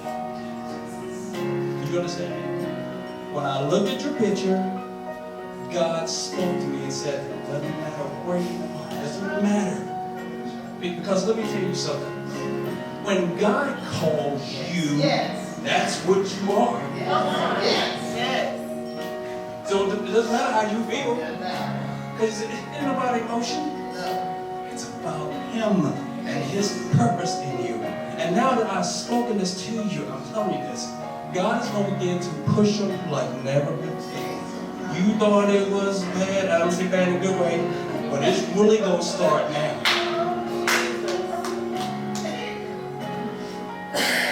So you want to be in the fivefold ministry, huh? And all of you have said, oh, Lord, use me for your glory. And every time I hear my Father speak, every time He began to use you for His glory, you go, oh, Lord, I don't want to go do that. I don't want to go say I'm sorry. I don't want to forgive them. That's not even, what did I tell you to do? But God, they did me wrong. They did me wrong. They did you wrong. But all of you say, I want to look like you. Oh my God. I want to walk like Jesus. I want to talk like Him. I want to act like Him. So can you go say, I'm sorry. Even though you didn't do good. And for all of you who have not done this, and I know Him, I've spent hundreds of days with Him. Do you understand this? Months with Him. He said there will be a breaking when you go say, I'm sorry, and mean it from your heart. Mean it. Not just say, okay, because He said it, no, it's going on over here. No, because you know God knows. It's going to break for you. All, tell you, I'll just keep going. All the finances that you need to do with the purpose God put in you is predicated on the I forgive you. Let go. You're going to feel better too. Let go, let go, let go, let go, let go, let go, let go, let go.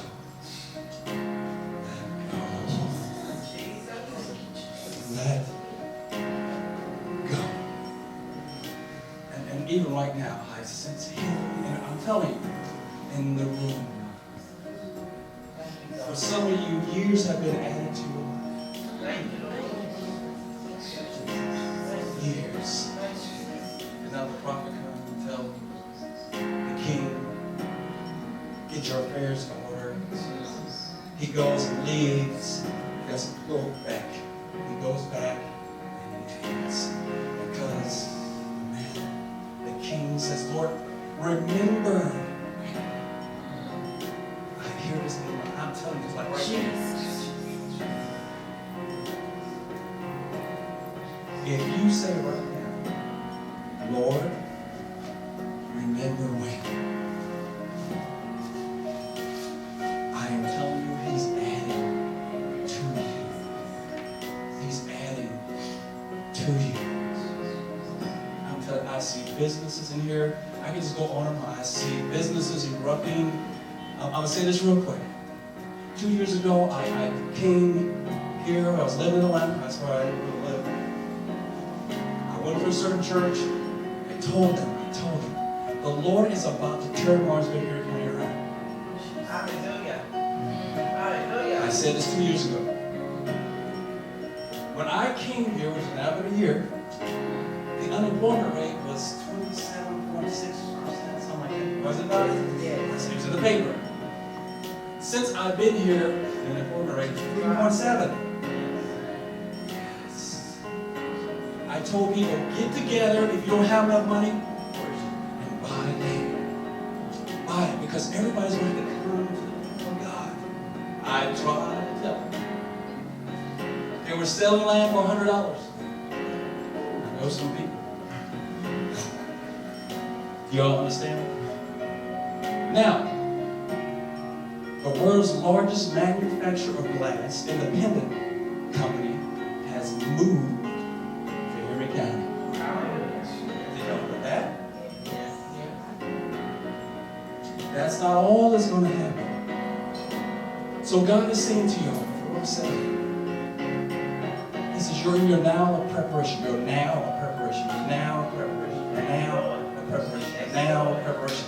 Always before God would do anything, He would always prepare. Look, He took Abraham. They gave Abraham servants wherever he went. Egypt, Ur, they gave him servants. Why did God do that? Why did God give Abraham all these servants? And he already had servants. So when they came in, they had an army. It wasn't just a few people. Let me tell you why. This is what the Holy Spirit taught me. When Isaac came into the world, when Isaac's term was going to occur, you all know the story. He gave him 100-fold. We all use that, right? It wasn't 100-fold off of 5 acres. It was 100-fold over 1,000 acres. Thousands. Why? Because God had already prepared the people, the servants, from Abraham, their children, Abraham's family.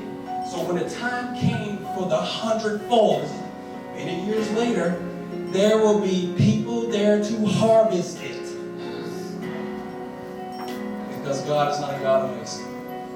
You understand what I'm saying? So in His now of preparation, in your now of preparation, this is what God is trying to do.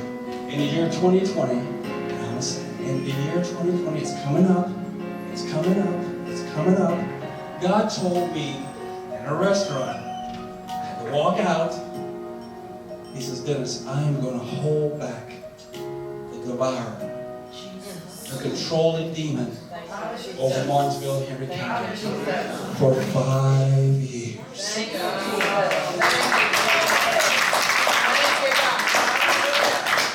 And what I want you to do is prepare the people. Tell them they need to be in their now preparation. You need to prepare, because He's going to hope things are going to start popping up. Businesses are going to come here. You need to be a part of it.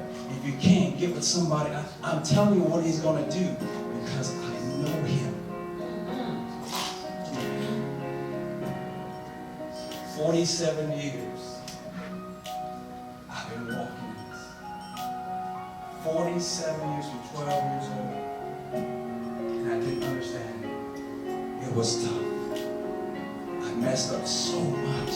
I did. So God put the mess out of me. He gave, you know how you don't start my credit cards. You know, He gave me a grace period, right? He said, then your grace period's up. Jesus. That's grace, Lord. He said, your grace period's up. Come on. That's enough of that. And I'm going to say this in front of all of you. Separated me from my wife. Why? This is the reason why I got it. Because you would love her more than you love me.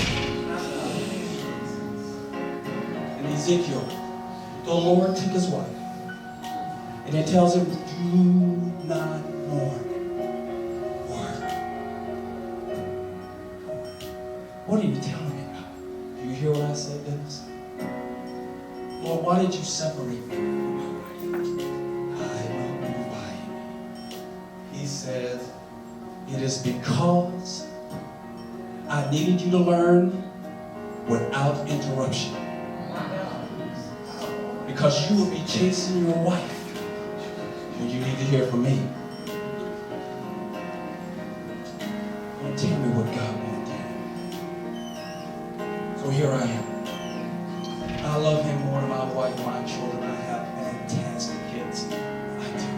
But there's nothing more than my relationship with Him.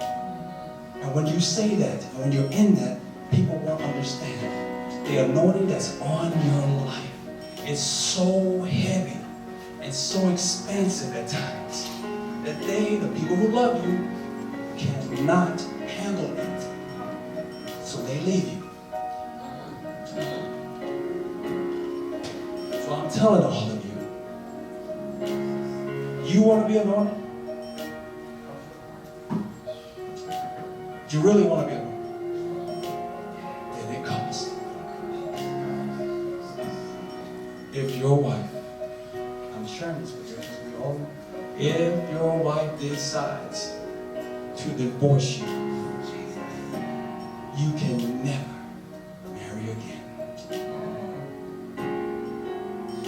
You belong to me, that's what I'm telling you. If you lay down with a woman, I will take the anointing off you. If you ever drink again, I will kill you. So you want to be anointed?